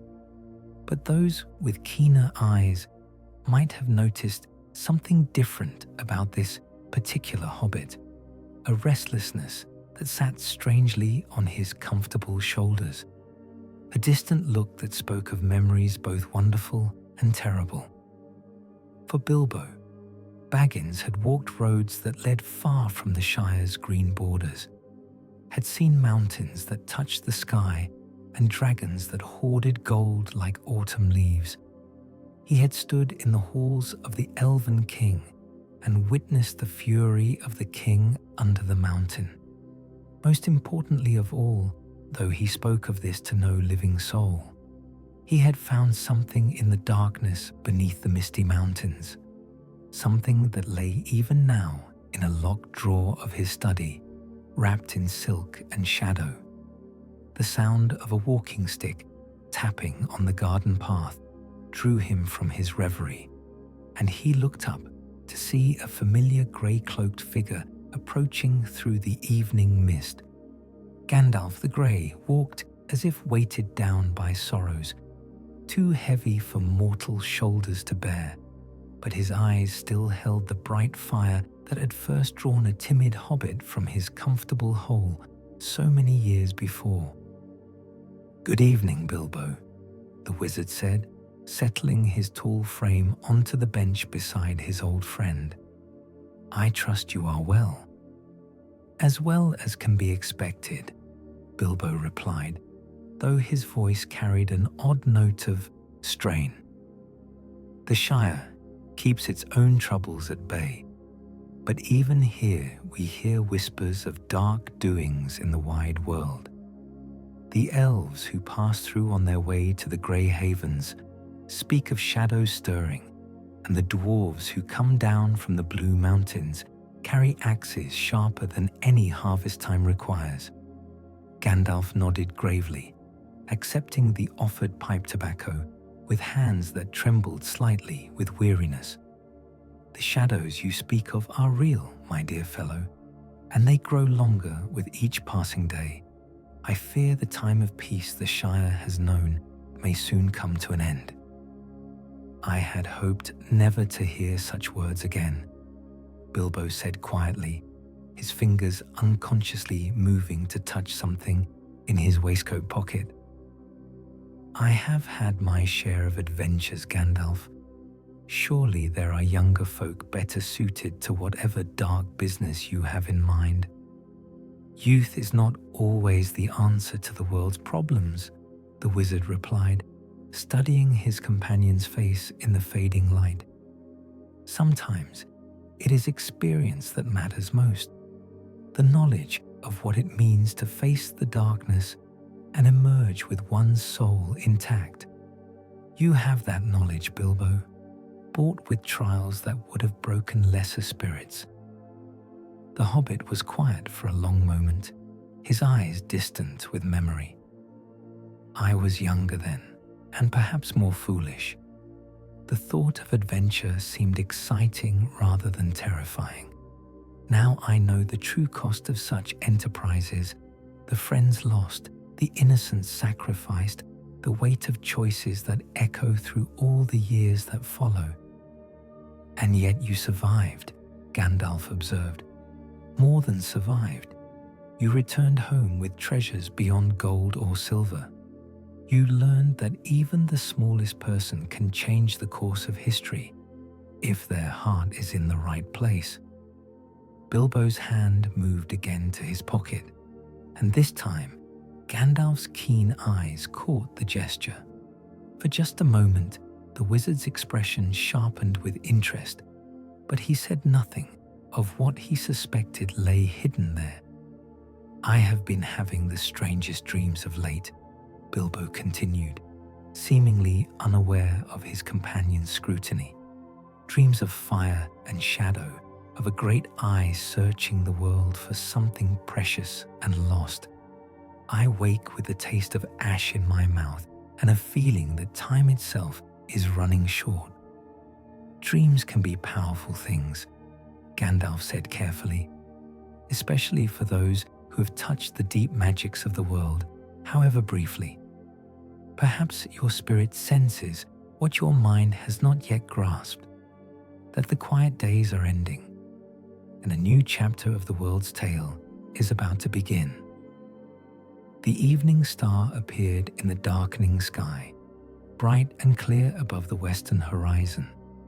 In its light, both hobbit and wizard seemed suddenly older, marked by the weight of years and the burden of knowledge that brought no comfort. "If such dark times are indeed coming," Bilbo said at last, "what part would you have me play? I am no warrior, No great lord with armies at my command. I am only a hobbit of the Shire, content with my books and my garden and my second breakfast." Gandalf smiled, and for a moment his face held something of the brightness it had shown in happier days. "Sometimes, my dear Bilbo, that is exactly what the world needs most. Not another warrior or lord, but someone who remembers what is worth fighting for. Your role in the days ahead may be smaller than you imagine, or greater than you dare to hope. But I suspect it will be exactly what it needs to be when the time comes for it to be played." They sat in companionable silence as the stars emerged one by one in the darkening sky, each lost in thoughts of the road ahead. Somewhere in the distance, a nightingale began to sing, its voice sweet and clear in the evening air. It was a sound of peace and home, of simple joys that asked nothing more than to be appreciated. "Promise me one thing, Gandalf," Bilbo said as the wizard rose to continue his journey. "Whatever comes, whatever dark purposes may be brewing in the wide world, remember that the Shire exists as a reminder of what we fight to preserve. Not all battles are won with swords and spears. Some are won by simply refusing to let the darkness extinguish the light of ordinary kindness." "I will remember," the wizard promised, his voice soft with affection for the small figure silhouetted against the lighted doorway. "And perhaps, when the final accounting is made, that will prove to be the most important victory of all." As Gandalf disappeared into the night, walking the ancient paths that led away from the Shire toward larger and more dangerous concerns, Bilbo stood for a long time in his doorway. In his pocket, something small and precious seemed to pulse with a life of its own, as if responding to the wizard's presence with a will that was not entirely its own. But of this, the hobbit spoke to no one, not even in the pages of the Red Book, where he recorded his most private thoughts. Some secrets, he had learned, were too dangerous to share, even with oneself. The paths that wound through the misty mountains had grown treacherous with more than stone and snow. Gil-galad rode with but a handful of his most trusted knights, their horses' breath misting in the thin air as they climbed toward the hidden halls of Khazad-dûm. The very rocks seemed to whisper of ancient grudges and forgotten oaths, and more than once the Elven king paused to listen to sounds that were not quite wind, not quite voice. "My lord," spoke Elrond, riding at his right hand. "The dwarves have grown silent in their mountain halls. Even the traders who once came singing down the Mythlethal speak now in hushed tones of lights that should not be, and hammers that ring with no hand to guide them." Gil-galad nodded, his grey eyes fixed upon the path ahead, where the great gates of Durin's folk lay hidden behind veils of mist and time. "Durin's bane stirs in the deep places," he said, his voice carrying the weight of prophecy. "Yet it is not alone in its awakening. The shadow reaches out with many hands, seeking to grasp what it cannot understand, to corrupt what it cannot create." The wind howled through the peaks above them, and in its voice Gil-galad heard the echo of hammers long stilled, of songs cut short in darkness. The dwarves had delved too deep in their greed for mithril, and now something ancient and terrible walked their halls. Yet still they must be warned. Still they must be offered the choice between courage and despair. When at last they reached the great doors of Moria, wrought with Ithildin that caught the starlight like captured songs, Gil-galad placed his hand upon the stone and spoke the ancient words of friendship. The doors opened slowly, as if reluctant to reveal what lay beyond. And from within came the sound of many feet, heavily armed and bearing the scent of deep places where no light had ever shone. Durin the Sixth emerged from the shadows of his realm, his beard white as mountain snow, his eyes bright with the fire that burns in the hearts of his people. Yet Gil-galad saw in those eyes the shadow of fear, the knowledge of something vast and hungry stirring in the roots of the mountain. Gil-galad Erinion, the Dwarf King spoke, his voice echoing in the vast chamber behind him. Long has it been since the Elven kings walked the paths to our doors. What brings you to Khazad-dûm in these darkening days? The same shadow that troubles your sleep, Durin, king under the mountain, Gil-galad replied, dismounting from his horse and approaching with hands open in the gesture of peace. Evil wakes in many places, and those who would stand against it must stand together, else we shall fall as scattered leaves before the storm. The Dwarf King's eyes grew troubled, and he glanced back into the depths of his realm, where the sound of hammers had grown strange and irregular, as if fear guided the hands that wielded them. We have heard the call of deep places, he said slowly. Ancient things stir that were better left sleeping. Our miners speak of voices in the dark, of flames that burn without fuel. Then you know why I have come, Gil-galad said. The time of choosing draws near, when all the free peoples must decide whether they will fade quietly into the darkness or kindle what light they can against the coming night. And in the depths of Moria, something roared with a voice like the breaking of the world. Far from the troubled halls of Durin's folk and the shadow-haunted towers of Gil-galad's realm, there lay a land so green and peaceful that it seemed the very heart of spring had made its dwelling there. The Shire drowsed in eternal afternoon, its rolling hills dotted with hobbit holes that opened like flowers toward the sun, their round doors painted in cheerful yellows and greens and blues that spoke of simple joys and contentment with small things. In the village of Hobbiton, where the mill wheel turned lazily beside the water and the smoke from a dozen chimneys rose straight up in the still air, there lived a hobbit of middle years whose pantry was always full and whose doorstep was always clean.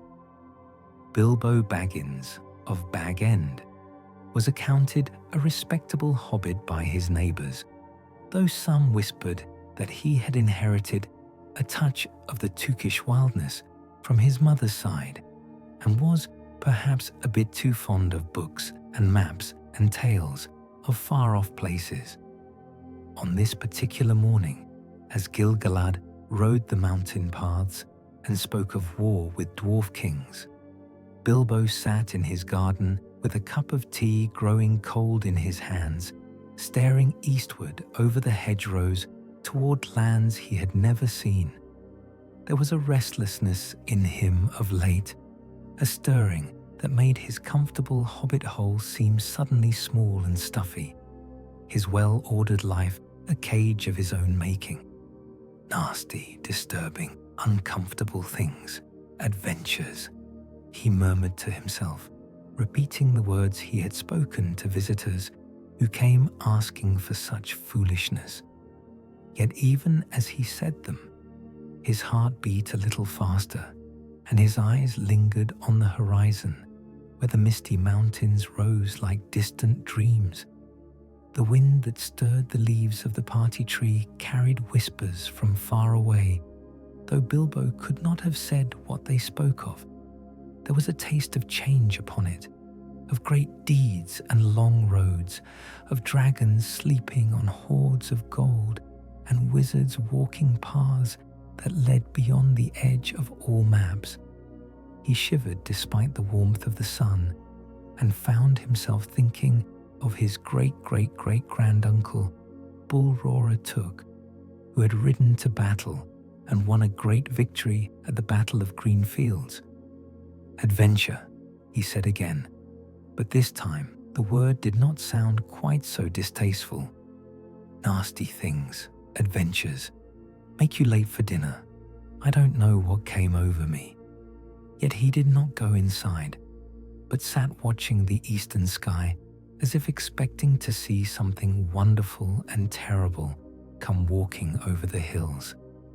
In his blood, perhaps, ran some echo of the wandering madness that had seized his ancestors, the call of far horizons and untrodden paths. In the distance, a raven cawed 3 times and took wing toward the mountains, and Bilbo Baggins felt his heart leap like a salmon in the spring floods, though he could not have said why. He was, after all, a respectable hobbit of Bag End, with a perfectly good hobbit hole and a perfectly comfortable life, and no need whatsoever of adventures or anything of the sort. But the wind kept blowing from the east, and in it were voices that spoke of kings and dragons, of deep places where shadows walked, and of small hands that might yet turn the wheel of fate. And Bilbo Baggins sat in his garden until the stars came out, listening to whispers he did not understand, feeling the first stirrings of a destiny he could not imagine. The Shire slept, but some dreams, once begun, are not easily set aside.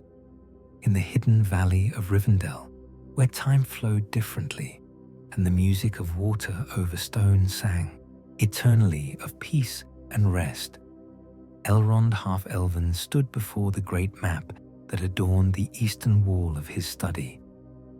The ancient parchment showed Middle-earth as it had been in the elder days, when the kingdoms of men were young and the power of the Eldar still burned bright in the western lands.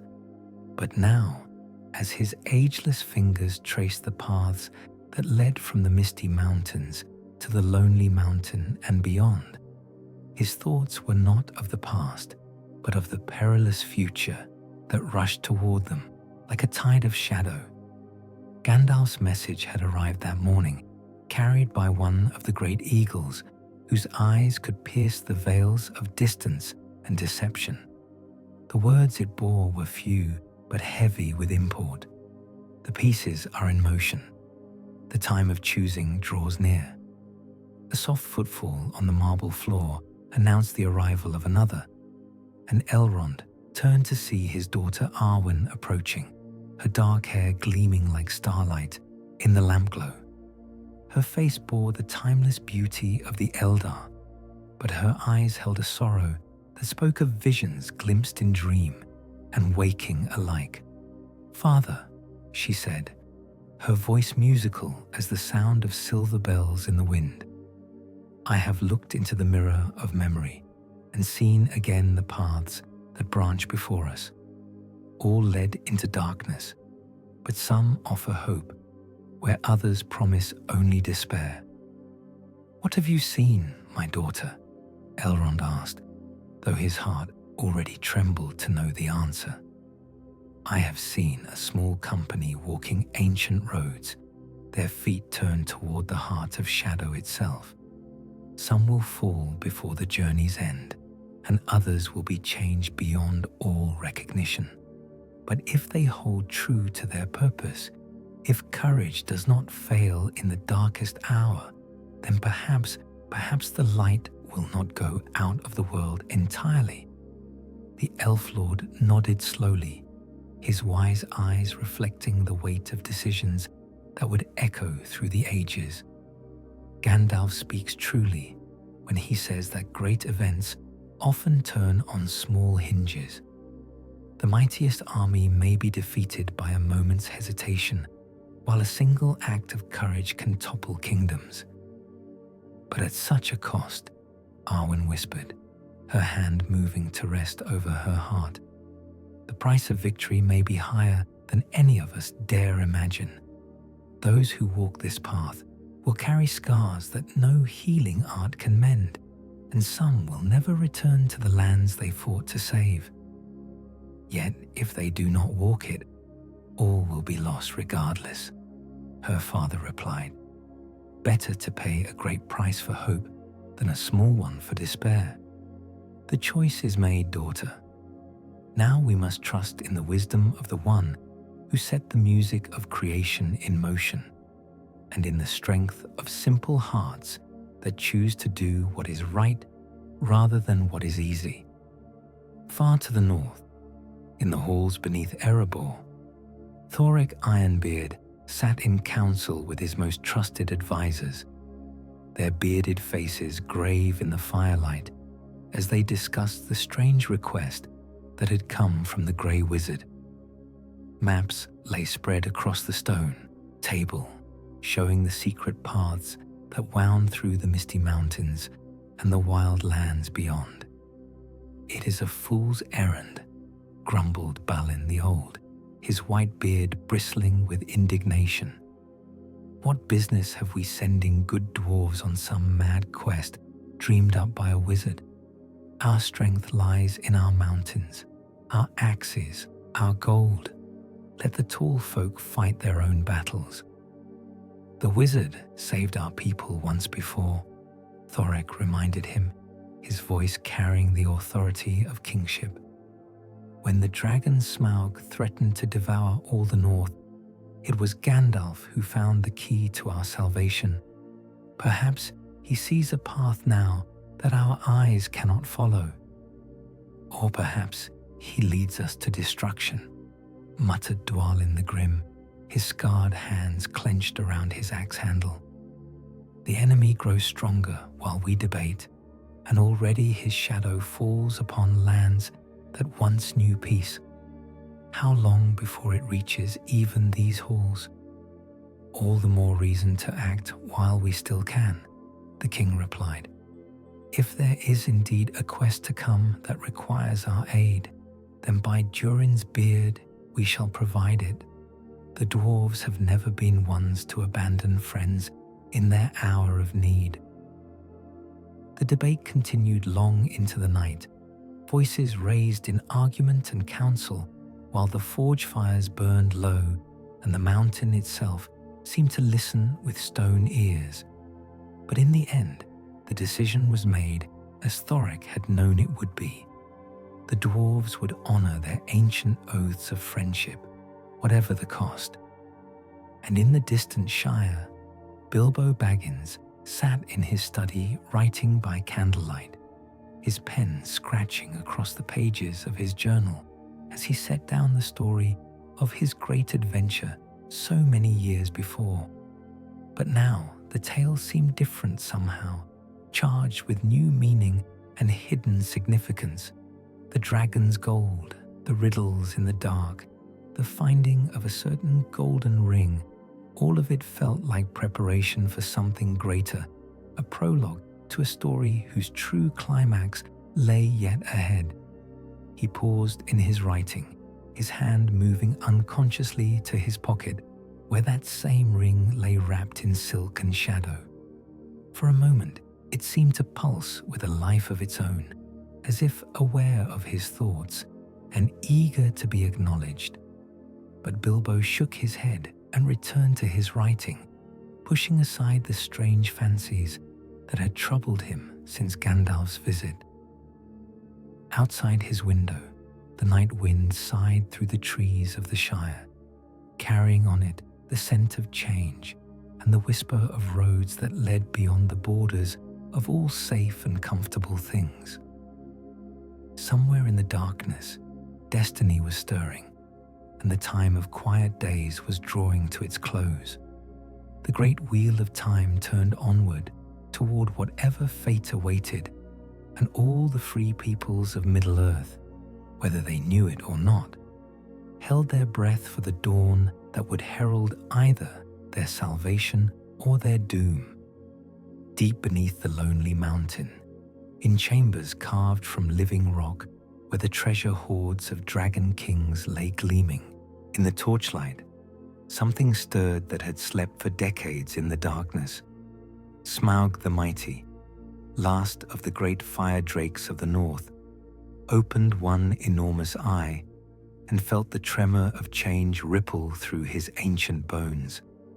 For 60 years he had lain coiled upon his bed of gold, dreaming the slow dreams of dragonkind, while the world above turned through its seasons of peace and war. But now, those dreams were troubled by whispers from the east, by a voice that spoke in the black speech of powers that remembered the elder days when dragons served a master darker than night itself. "Awake, child of fire," the voice whispered, sliding through his consciousness like smoke through a keyhole. "The time of hiding is ended. Your master calls, and the ancient compact must be honored." Smaug raised his great head, flames flickering between his teeth as he tested the air with senses keener than those of any living thing. The scent that reached him was complex. Fear and greed, ambition and despair, all mingled with the copper tang of blood and the acrid smoke of distant burning. Somewhere beyond the mountain's roots, armies were gathering, and the taste of war hung heavy in the darkness. "I serve no master," the dragon rumbled, his voice like the grinding of millstones in the depths of the earth.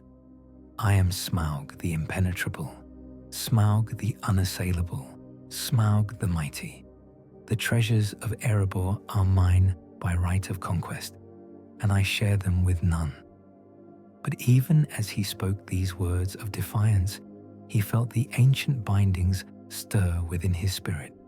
Chains forged in the dark years when Morgoth, the enemy, first brought dragons into being, commanding their loyalty with arts that made mockery of free will. The voice that called to him now carried echoes of that primal authority, and though he fought against it with all his pride and fury, he could feel his resistance weakening like ice before the spring sun. "You are bound to me by blood and fire," the voice continued, and now it carried a note of cruel amusement. "Your very existence is a gift from the Dark Throne, and that gift can be reclaimed at will. Serve willingly, and you shall have treasures beyond imagining. Resist, and learn what it means to face the wrath of your creator." The great dragon writhed upon his golden bed, his tail lashing out to scatter coins and gems like a shower of deadly rain.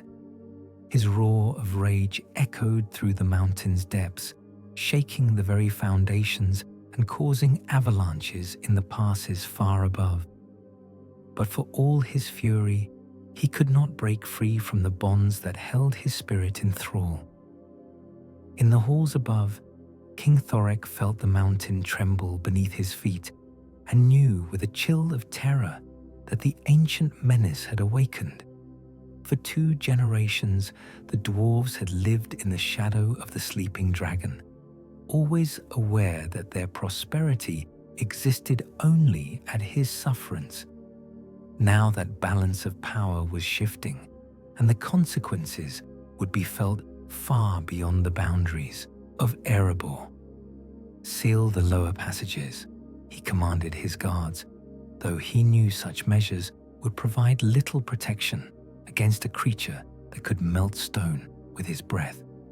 "Double the watch on all entrances and send word to our kin in the Iron Hills. If Smaug means to fly again, we must be ready to evacuate the mountain." But even as his orders were carried out with dwarvish efficiency, Thorek knew in his heart that running would not save them. If the dragon had indeed awakened to serve some darker purpose, then nowhere in Middle-earth would be safe from his wrath. Far below, Smaug lay still once more, but his stillness was not that of sleep. His great mind, cunning beyond the measure of mortal understanding, wrestled with the compulsion that sought to bend him to another's will. He had been free for so long that the taste of servitude was bitter as wormwood on his forked tongue. Yet as the hours passed and the voice continued its insidious whispers, he began to see possibilities that his pride had initially rejected. If the Dark Lord was indeed returning to power, then alliance with him might prove more profitable than resistance. The treasures of one mountain, however vast, were nothing compared to the wealth of entire kingdoms laid waste by dragonfire. "Show me," he said at last, his voice heavy with reluctant surrender. "Show me what you offer, and I will consider your bargain." The response came not in words, but in visions that filled his mind like poisonous wine poured into a golden cup. He saw armies marching under banners of black and red, their ranks filled with orcs and wolves and creatures whose names were spoken only in nightmares. He saw cities burning and treasure vaults thrown open to his desire. Most tempting of all, he saw other dragons, his long-lost kindred, thought extinct since the War of Wrath, rising from their hidden lairs to reclaim the skies. "All this can be yours," the voice promised, "if you will but serve the returning king. Fly forth from your mountain prison and let the world remember why dragons were feared in the elder days. Your fire shall be the herald of the new age, your roar the announcement of the Dark Lord's return." Smaug's eyes blazed like furnaces as he considered the offer. His pride warred with his greed, his love of independence with his desire for greater treasures than he had ever imagined. In the end, it was neither pride nor greed that decided him, but something deeper and more terrible, the loneliness of ages spent in solitude, the hunger for companionship among his own kind. "I will serve," he said, and the words fell from his lips like drops of molten gold. "But know this, Lord of the East, my loyalty is bought, not given freely. Betray me, and you will learn why dragons trust no one, not even their creators." The laughter that answered him was cold as winter wind and sharp as broken glass. "Betrayal is for those who have choices, my pet. You have none." As the compulsion settled over him like a cloak of shadow and flame, Smaug began to move with purpose for the first time in decades. His great body uncoiled from the treasure hoard, coins and gems cascading from his scales like a waterfall of light. He stretched his wings, membranes of leather and bone that could blot out the sun, and felt the ancient joy of preparation for flight coursing through his veins. Soon he would burst forth from the mountain's heart like a star falling upward into the sky. Soon the people of Lake Town and Dale would look up from their daily labors to see death approaching on wings of fire. And in the east, his new master would smile to know that the first piece of his grand design had fallen into place. The age of dragons was about to begin anew, and the world would burn before it was finished. But in the deep places of his draconic heart, beneath the compulsion and the promise of treasure, Smaug the Mighty nurtured a small flame of his own, not the fire of destruction, but the ember of revenge. His service would be given as promised, but when the time came for reckoning, the Dark Lord would learn that even bound dragons had claws. In the forges of Dol Guldur, where the air shimmered with heat that had nothing to do with honest fire, the Nazgul Lord, known as the Witch King, bent over his work with the patience of one who had all eternity to perfect his craft. Before him on the anvil lay a blade unlike any forged since the breaking of the world, not made of steel or iron, but of shadow given form. Darkness hammered into the shape of death itself. Each strike of his hammer sent ripples of malice through the air, and the very stones of the fortress wept black tears at the touch of such concentrated evil. For this was no ordinary weapon being born in the hellish forge, but an instrument of the Dark Lord's will, shaped to serve purposes that would make the bravest hearts fail and the strongest walls crumble to dust. "Master," came a voice from the shadows, soft as silk and sharp as broken glass. The mouth of Sauron emerged from the darkness, his face hidden behind a mask of black steel that reflected the forge light like a mirror of despair. "The preparations proceed as you commanded. The armies gather in the eastern wastes, and the dragon stirs beneath his mountain of gold."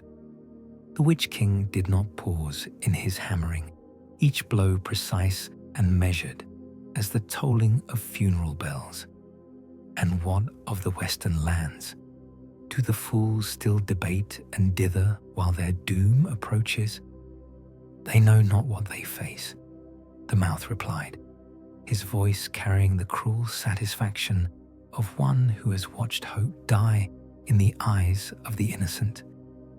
"Their councils meet in secret, their messengers ride the hidden paths, but they see only fragments of the design. They prepare for the war they understand, not the one that comes." "Good." The Witch King raised his hammer for another strike, and for a moment the darkness around him seemed to deepen, as if all light fled from his presence. "Let them cling to their illusions of honor and nobility. When the true nature of our assault is revealed, their despair will be all the sweeter." The blade on the anvil pulsed with its own malevolent life, drinking in the hatred and fear that surrounded it like a thirsty man drinks water. Its edge was sharper than any mortal weapon, capable of cutting through armor and bone as easily as silk. But its true power lay not in its sharpness, but in its hunger. For this was a blade that fed on the life force of those it slew, growing stronger with each drop of blood it spilled. "What name will you give it, Lord?" the mouth asked, his masked face turning toward the weapon with something approaching reverence. "It needs no name," the Witch King replied, his voice echoing strangely in the confines of the forge. "It is not meant to be remembered in song or story, but to end them. When its work is done, there will be none left to speak its deeds, and silence will cover the world like a shroud." As if in response to his words, the blade gave a final pulse of dark radiance and lay still upon the anvil, its forging complete. The Witch King lifted it with hands that had once been mortal, but now knew only the touch of shadow, testing its balance and weight with the skill of a master swordsman. "Perfect," he whispered, and there was something almost tender in his voice, the way a father might speak of a beloved child. "With this blade, I shall cut the heart from their resistance and watch their light fail forever." But even as he spoke these words of doom, far to the west, another blade stirred in its sheath, a sword forged in the dawn of the world, when the music of creation still echoed in the halls of Valinor. Sting lay sleeping in Bag End, wrapped in silk and leather, waiting for the hand that would draw it in the service of light. Between these two weapons, one born of shadow and malice, the other wrought in hope and starfire, lay the fate of Middle-earth itself. They were destined to meet in battle, though none yet knew when or where that meeting would come. One would drink deep of darkness and grow strong on despair, while the other would blaze with the memory of the undying lands and the courage of simple folk. The Witch King sheathed his new blade in a scabbard of black leather bound with silver wire, each strand inscribed with runes that hurt the eyes to look upon. As he did so, the temperature in the forge seemed to drop by degrees, until even the furnace fires burned low and the very air grew thick with winter's chill. "Send word to the outposts," he commanded, turning away from the anvil toward the window that looked out over the wasteland of Dol Guldur. "The time of preparation draws to its close. Soon we shall march, and the world will tremble at our coming." The mouth bowed deeply and withdrew, leaving the Nazgul lord alone with his thoughts and his terrible blade. Outside the window, the landscape stretched away toward the horizon, a realm of ash and thorn where nothing good could grow, where the very earth had been poisoned by centuries of evil dwelling upon it. But it would not always be thus. When his master's victory was complete, when the last of the free peoples had knelt or died, this wasteland would spread to cover all the world. The green fields of Rohan would wither and die. The gardens of Lothlorien would choke on poisonous air, and even the Shire would know the taste of ash and despair.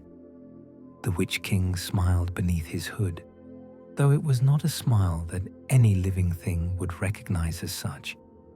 Soon the blade at his side would taste blood, and the world would learn what it meant to face the servants of the Dark Lord when they came not as raiders or scouts, but as conquerors.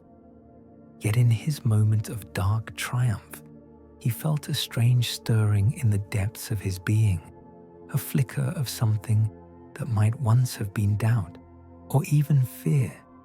For though he served a master whose power seemed limitless, he remembered the days when the light had not yet failed, when the heroes walked the earth and hope was more than just a word. Those days were long past, buried beneath centuries of shadow and sorrow. But sometimes, in the quiet moments between battles, he wondered if the light might yet return to challenge the darkness he served so faithfully. The thought was weakness, he knew, and he crushed it ruthlessly before it could take root. There was no place for doubt in the service of the Dark Lord, no room for mercy or regret.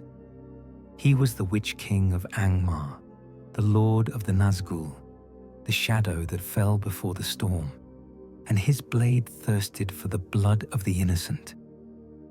In the deep vaults beneath the lonely mountain, where the gold of kings lay heaped in glittering drifts, and the air hung thick with the scent of avarice and ancient pride, something stirred that had slept for 60 years in the darkness. Smaug the mighty, Smaug the impenetrable, Smaug the unassailable, opened one great eye like a star of malice in the black depths of Erebor. The dragon had dreamed, as dragons do, of fire and conquest, of the taste of man-flesh and the screams of the dying. But these dreams had been different, touched with whispers from the east, with promises of power and dominion that made even his vast hoard seem small and tarnished. In the depths of sleep, he had heard the voice of one who called himself master of all the world, who spoke of alliance and shared conquest. Now, as consciousness returned like flame creeping through dry timber, Smaug stretched his mighty coils and felt the gold shift and cascade around him like water. Each coin bore the mark of Durin's folk.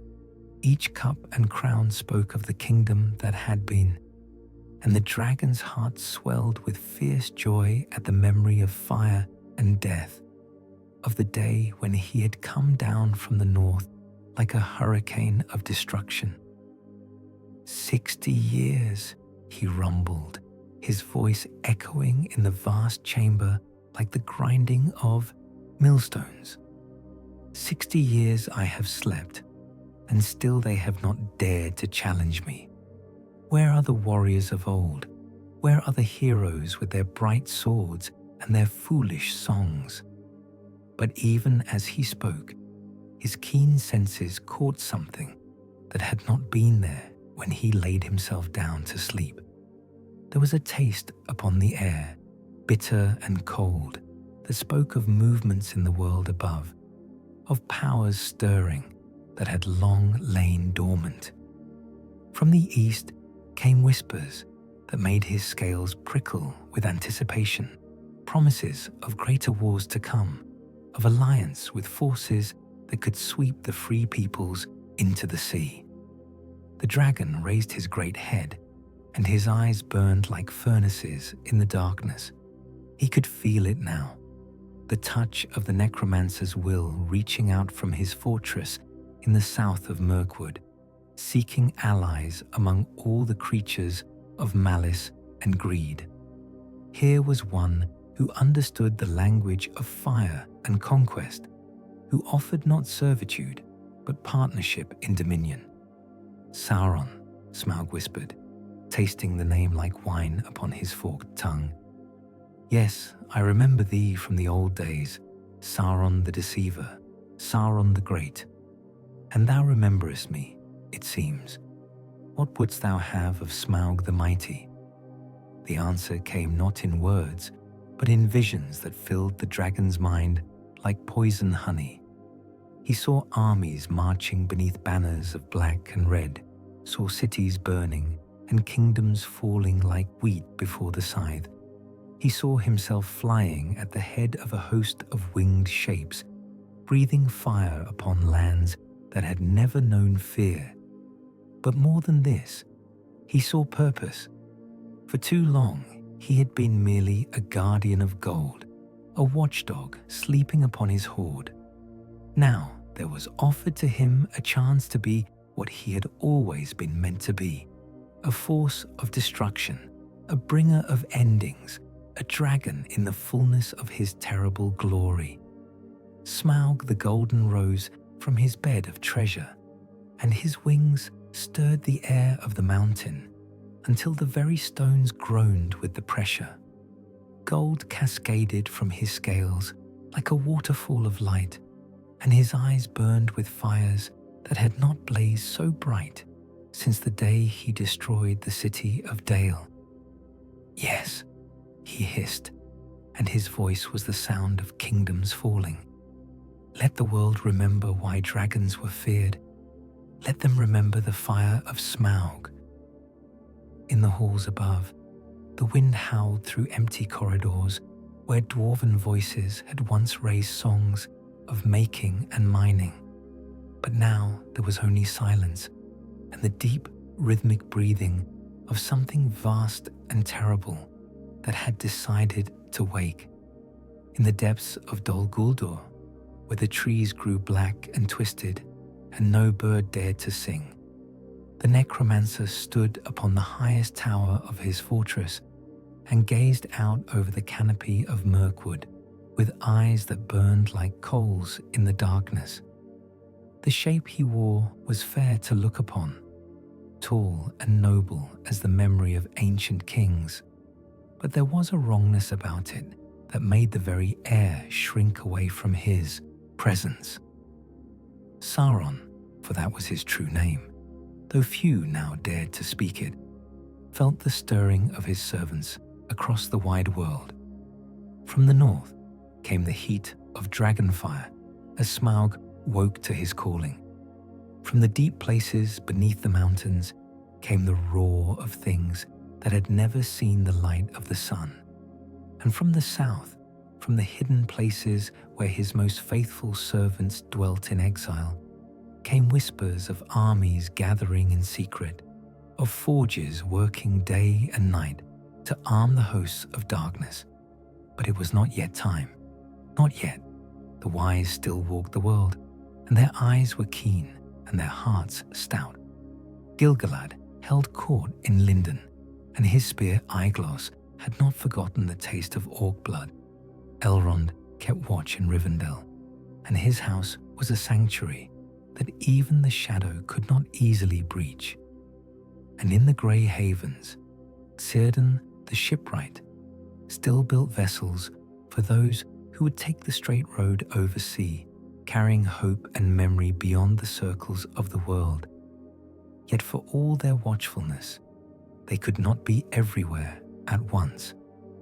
Already the paths through Mirkwood grew dark and perilous, haunted by spiders that spun webs like nets of malice, by wolves whose eyes gleamed with unnatural cunning. The woodland realm of Thranduil had withdrawn behind its barriers of enchantment, and fewer were the songs that rose from the halls of the Elven king. Sauron smiled, and his smile was like the glint of moonlight on a naked blade. Soon, perhaps, it would be time to test their strength. Soon the world would learn that the Dark Lord had not passed away with the breaking of Thangorodrim, that his malice was deathless and his reach long. But first, there were preparations to be made.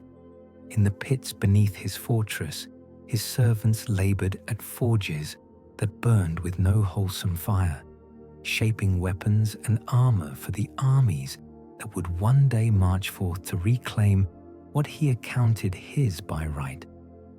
Not for him the crude work of orcs and goblins, though they too had their place in his designs.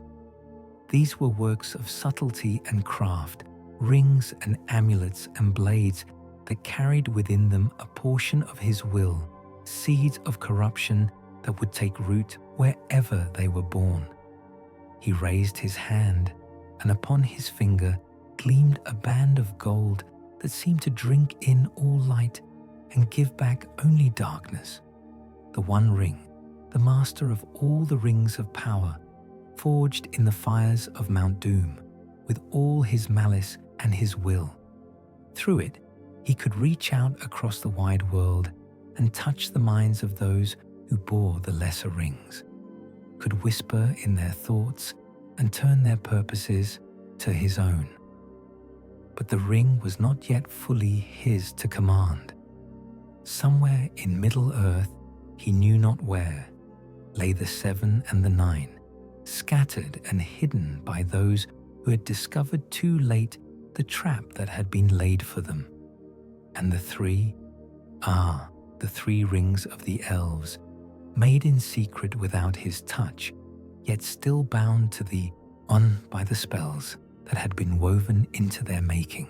Those he desired above all others, for they were mighty beyond the measure of their making, and in the hands of the wise they were a power that even he could not lightly dismiss. Time. All he needed was time, and the patience that was the gift of his immortal nature. Let Gil-galad and his kind believe that the shadow had retreated, that the defeat of Morgoth had broken forever the power of darkness in Middle-earth. Let them grow complacent in their halls of light and music, while in the deep places his servants multiplied and his strength grew like a cancer in the heart of the world.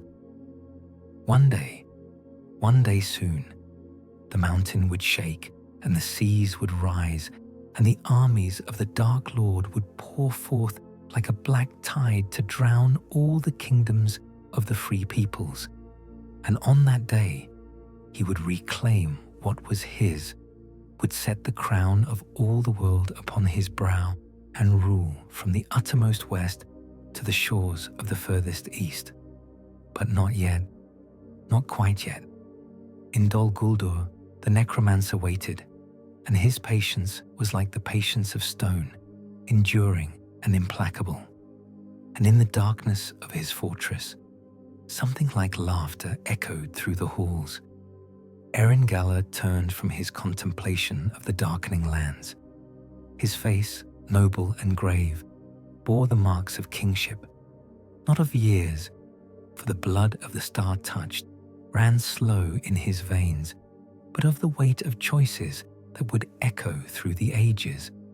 Upon his brow rested not the great crown of his ancestors, but a simple circlet of mithril wrought with 7 stars, each one dimmer than it had been in his father's day. "What have you seen in the stone, my lady?"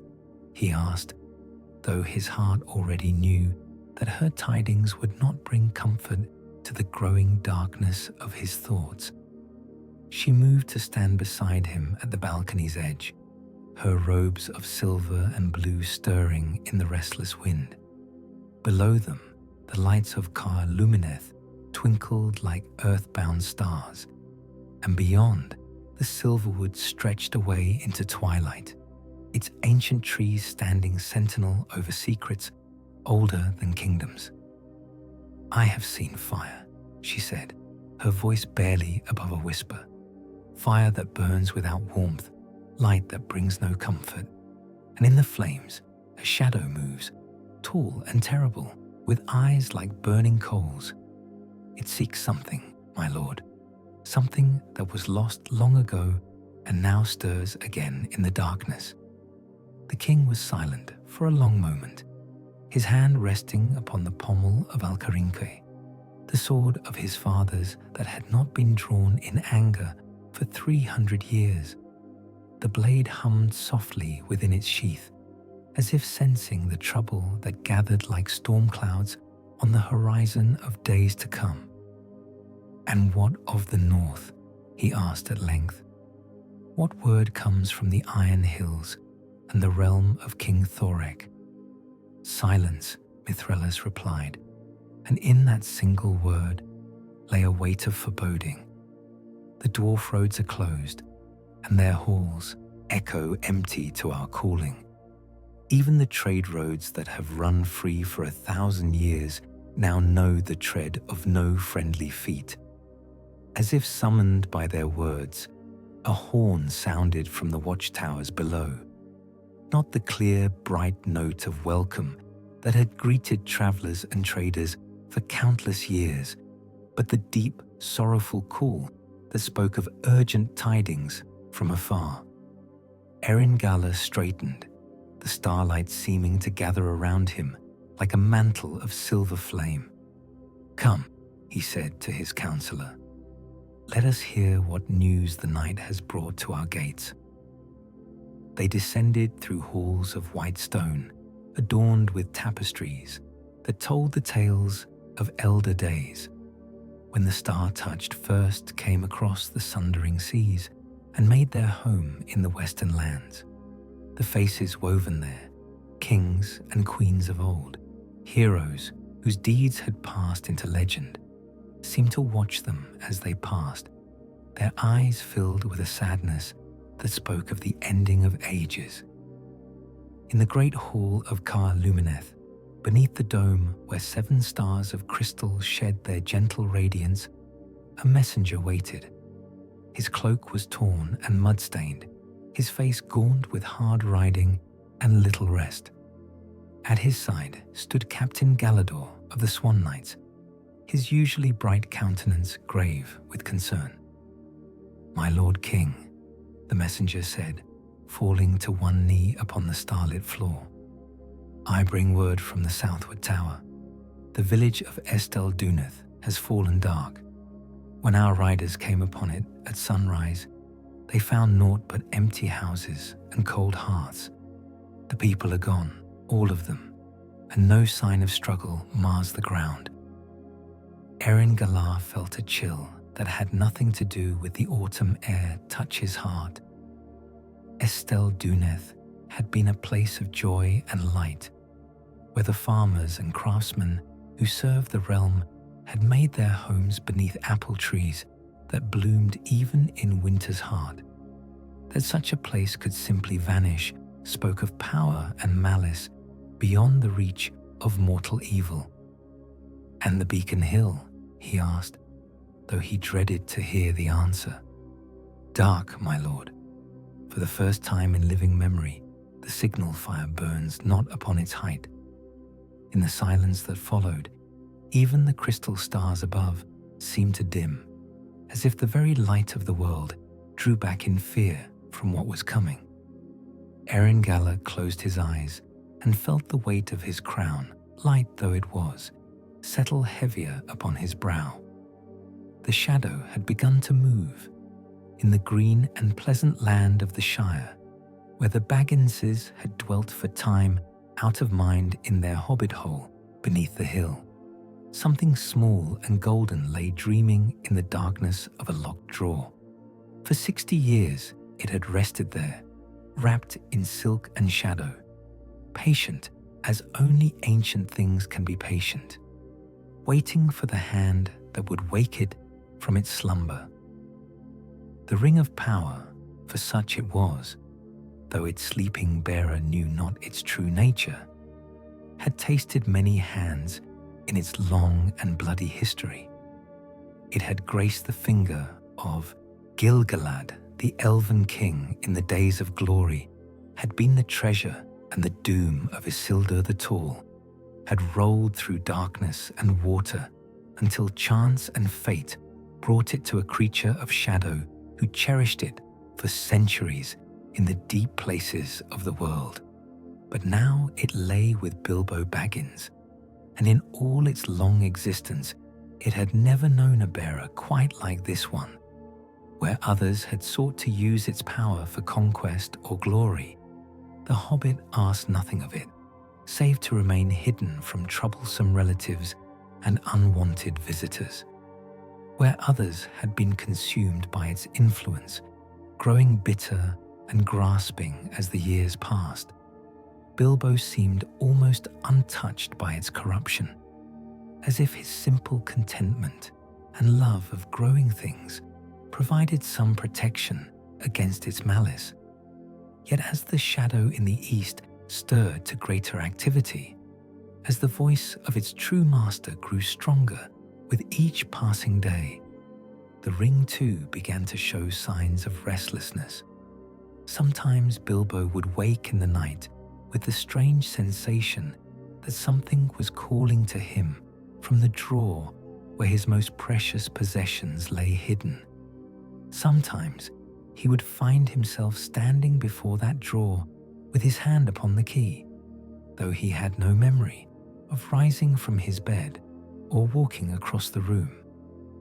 On this particular morning, as autumn mist clung to the hedgerows and the first hint of winter touched the air with cold fingers, the ring's dreams were troubled by visions of fire and darkness. In the depths of its metallic consciousness, it sensed the stirring of great powers, felt the pull of the hand that had forged it in the fires of Mount Doom so many ages past. "Come to me," whispered a voice that spoke directly to the ring's essence, bypassing mortal ears entirely. "The time of hiding is ended. Return to your master and claim your place in the dominion that is to come." The ring pulsed with a light that only eyes attuned to the unseen could perceive, its golden surface rippling like water disturbed by wind. For a moment, it seemed as though it might answer that call, might slip from its silk wrapping and roll away into the world to seek the hand of its creator. But the influence of its current bearer held it still. Bilbo's dreams, filled with images of sunlit gardens and well-stocked pantries, of second breakfasts and afternoon teas, provided a strange sort of anchor against the storm of malice that sought to claim the ring's allegiance. His simple contentment was like a chain of flowers, fragile seeming, but surprisingly strong when tested. "Not yet," the ring whispered to itself in the voice it had learned from Gollum in the dark years of its captivity. "Not yet, my precious. The fat hobbit keeps us safe, keeps us hidden from the burning eye. Let the Dark Lord call. We will come when we choose, not when he commands." This was new for the ring, this sense of independence from its maker's will. Never before had it possessed the strength to resist when Sauron called. Never before had it known a bearer whose influence could rival that of the Dark Lord himself. The realization was both exhilarating and terrifying, like a chained wolf discovering that its bonds had weakened enough to break. Above, in the cozy rooms of Bag End, Bilbo stirred in his sleep, and murmured something about seed cake and jam. His dreams were peaceful, undisturbed by the cosmic drama playing out in the drawer below his bed. But even in sleep, some part of his hobbit soul stood guard over the burden he carried, shielding it from the malice that sought to reclaim it. The morning sun crept across the floor of the study, its golden light falling upon the drawer where such momentous things lay hidden.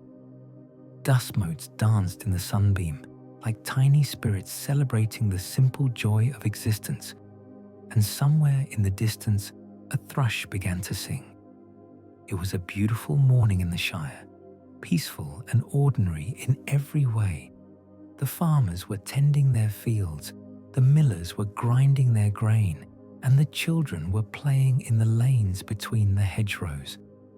None of them knew that the fate of Middle-earth lay sleeping in a hobbit hole, not 5 miles from where they went about their daily business.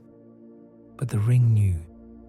In its dreams of fire and shadow, it saw the armies gathering in the east, felt the stirring of dragons and the march of orcs. It sensed the rekindling of beacons and the calling of ancient oaths, the gathering of councils and the forging of alliances. All of it centered around the small golden circle that lay wrapped in silk in a drawer in Bag End, waiting for the moment when its long sleep would end and its true purpose would finally be revealed. Soon it whispered to the darkness around it. Soon the fat hobbit will call us precious, and then we will see who truly commands the ring of power. But for now it waited, patient as stone, cunning as the serpent, while above it the most dangerous creature in all Middle-earth puttered about his kitchen, making breakfast, humming a walking song, and utterly unaware that he held the fate of the world in his pocket. The ring slept, but its dreams were growing stronger. The tower of Dol Guldur stood empty against the grey morning sky, its stones blackened by fires that had burned with more than natural flame. Where once the banners of the necromancer had flown in triumph, now only smoke remained, rising like dark prayers toward the uncaring heavens. The fortress that had been the right hand of Sauron's power in the west was broken, its walls cast down, its dungeons open to the light. But Gandalf the Grey felt no joy as he walked through the shattered halls where so much evil had been wrought. The victory was real enough. The White Council had prevailed. The necromancer's physical form had been destroyed, his armies scattered like leaves before the storm. Yet the Grey Wizard's heart was heavy with the knowledge that they had won a battle while the war itself grew ever more perilous. "He is gone," said Saruman the White, his staff gleaming with power as he surveyed the ruins of their enemy's stronghold.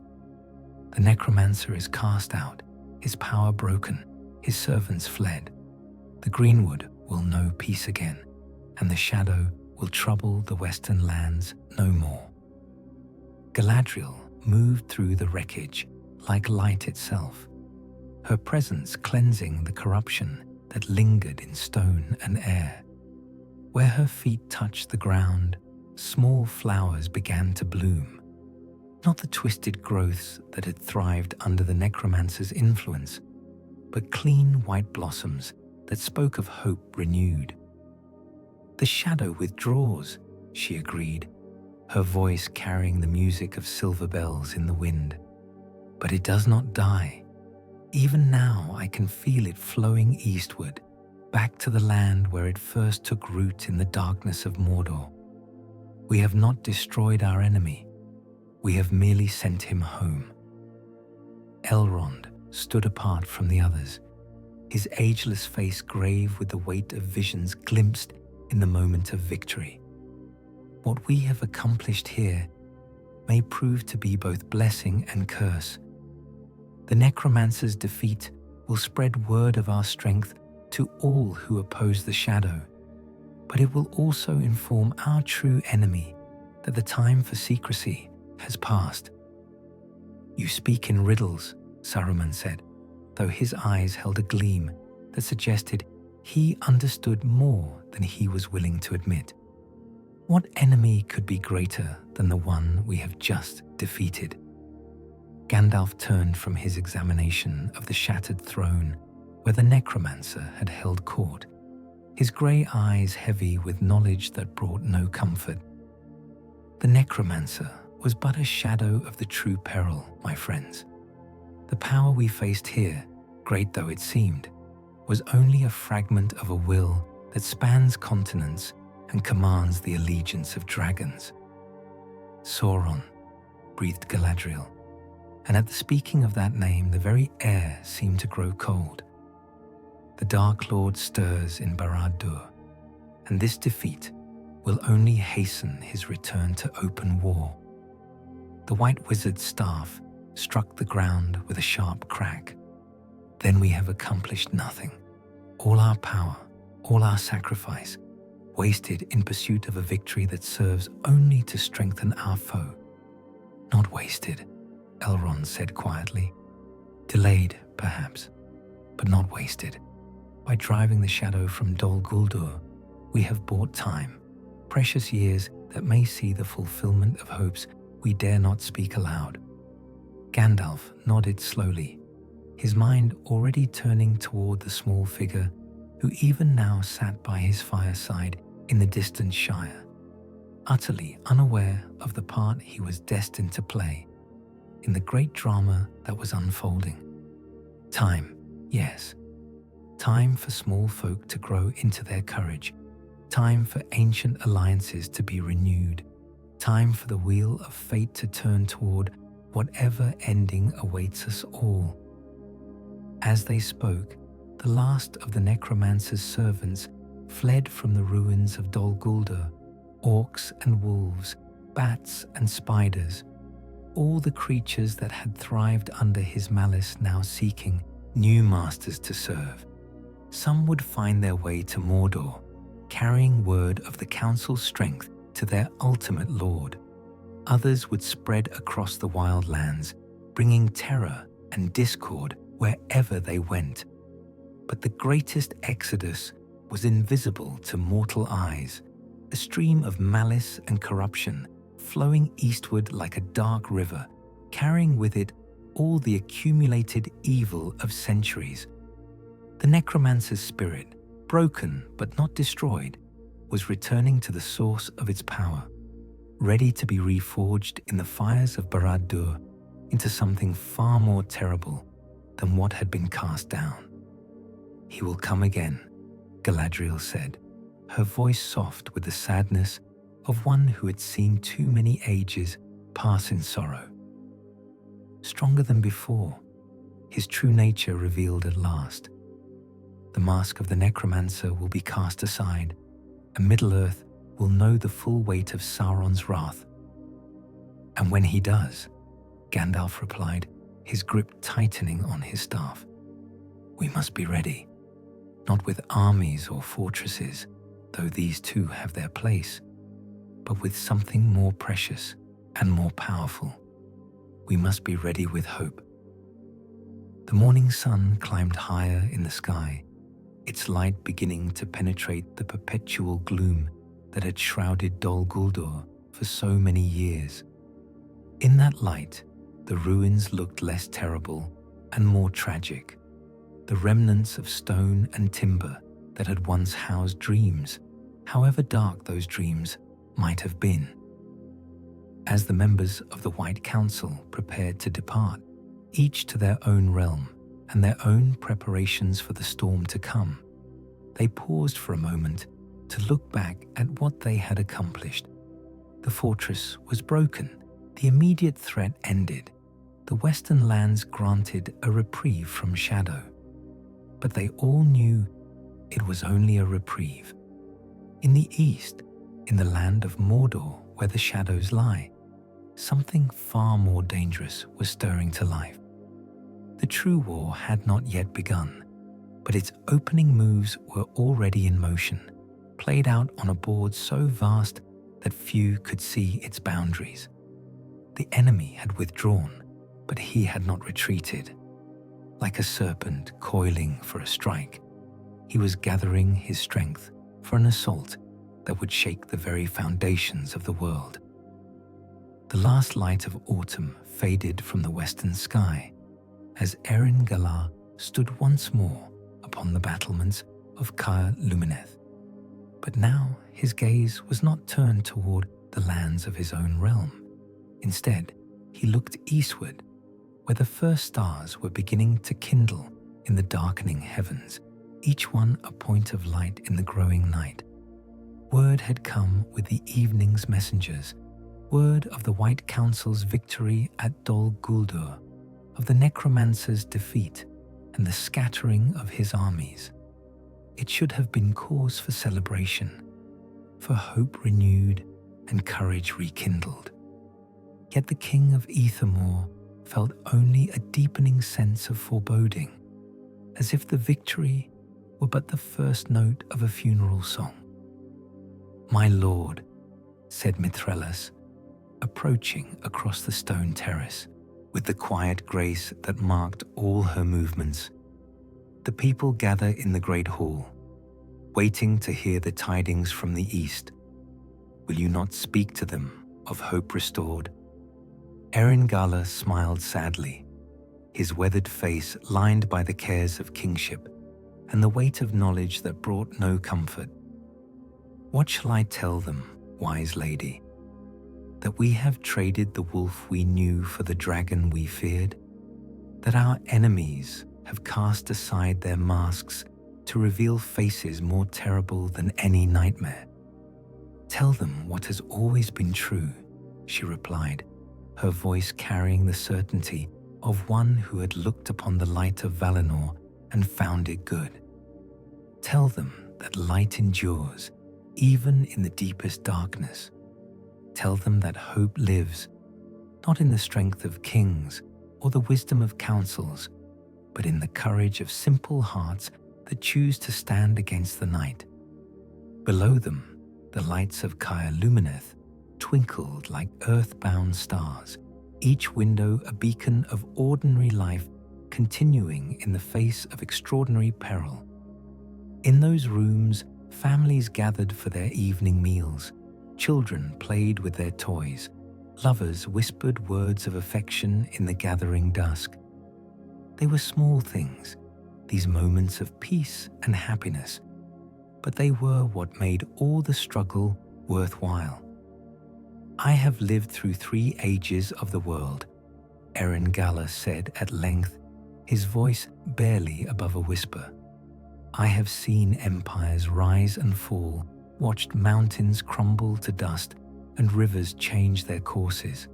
I have witnessed the passing of kings and the birth of legends. Yet never have I felt the weight of time so heavy upon my shoulders as I do tonight. Because tonight, you see clearly what has always been true, that we stand upon the threshold of endings. Mithrellas replied, the 4th age of Middle-earth draws near, and with it changes that will transform the world beyond all recognition. The time of the Eldar passes, the dominion of men begins, and the very music of creation prepares to sound a new movement. A cool wind stirred across the battlements, carrying with it the scent of winter and the promise of snow to come.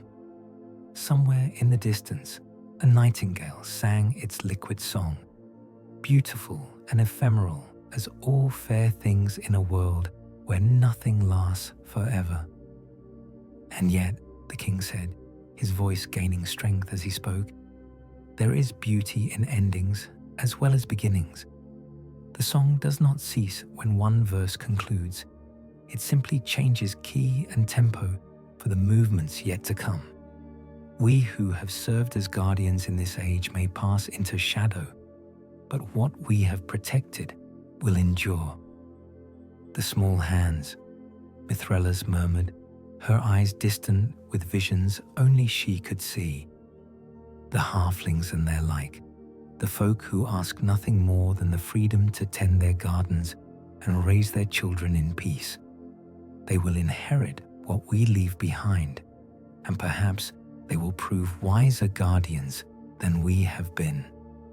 As if summoned by her words, a messenger arrived at the gates below, not one of the swift riders who usually brought word from distant lands, but a small figure mounted on a pony, his pack light and his manner unhurried. Even from the battlements above, there was something about him that spoke of the Shire and its green tranquility. Curious, Erengala observed, his sharp eyes following the newcomer's progress across the courtyard. What brings one of the halfling folk so far from home in such dark times? The answer came soon enough, as Captain Galador escorted their unexpected visitor to the throne room where the king held audience. The hobbit, for hobbit he was, with the characteristic features of his kindred, bowed as low as his round belly would permit and produced a letter sealed with wax and ribbon. "Begging your pardon, your majesty," he said in the accent of the Shire, "but I have been asked to deliver this into your own hands, personal-like. Comes from a certain grey wizard, if you take my meaning, and he said it was most particular important." Erengala accepted the letter with hands that trembled slightly, though whether from age or anticipation, he could not say. The seal bore no device he recognized, yet something about it spoke to him of ancient power and wisdom beyond the ken of mortal minds. The message within was brief, written in the flowing script of the wise. The die is cast, and the pieces move toward their destined places on the board. Look not to armies or alliances for the victory to come, but to the courage of small folk who carry great burdens. The road leads ever onward, and hope walks in the footsteps of the humble. When he looked up from the letter, the hobbit had already departed, vanishing into the night with the same quiet efficiency that had brought him. But his message remained, cryptic, yet somehow comforting in its very mystery. "What does it mean?" asked Galador, his young face creased with worry. "It means," Erengala replied, carefully folding the letter and placing it within his robes, "that our part in this tale draws toward its close, while others prepare to take up the burden we have carried. The greatest battles are yet to be fought, but they will be won or lost by hearts we may never know and hands we may never clasp." That night, as the king of Ethamor walked among his people in the great hall, speaking words of comfort and hope to those who looked to him for guidance, he felt a curious lifting of the weight that had burdened his spirit. The future remained dark and uncertain, filled with perils that would test the courage of all who loved freedom. But hope endured. In the laughter of children and the songs of minstrels, in the determined faces of farmers and the steady hands of craftsmen, in the small kindnesses shared between neighbors and the quiet courage of those who faced each new day with faith, hope endured. The fourth age was coming, bringing with it changes beyond imagining, but the light that had guided them through the darkness of the third age would not fail. It would pass into other hands, kindle in other hearts, shine from other beacons raised against the night. In the end, that was enough. The fire would burn on, tended by new guardians in days yet to come, and in its light, the world would find its way through whatever shadows waited in the years ahead. The chronicle was ending, but the song continued, and that perhaps was the greatest hope of all. The journey of Erengala, Ethamor, ASMR. Bedtime Story an epic of the starward realm.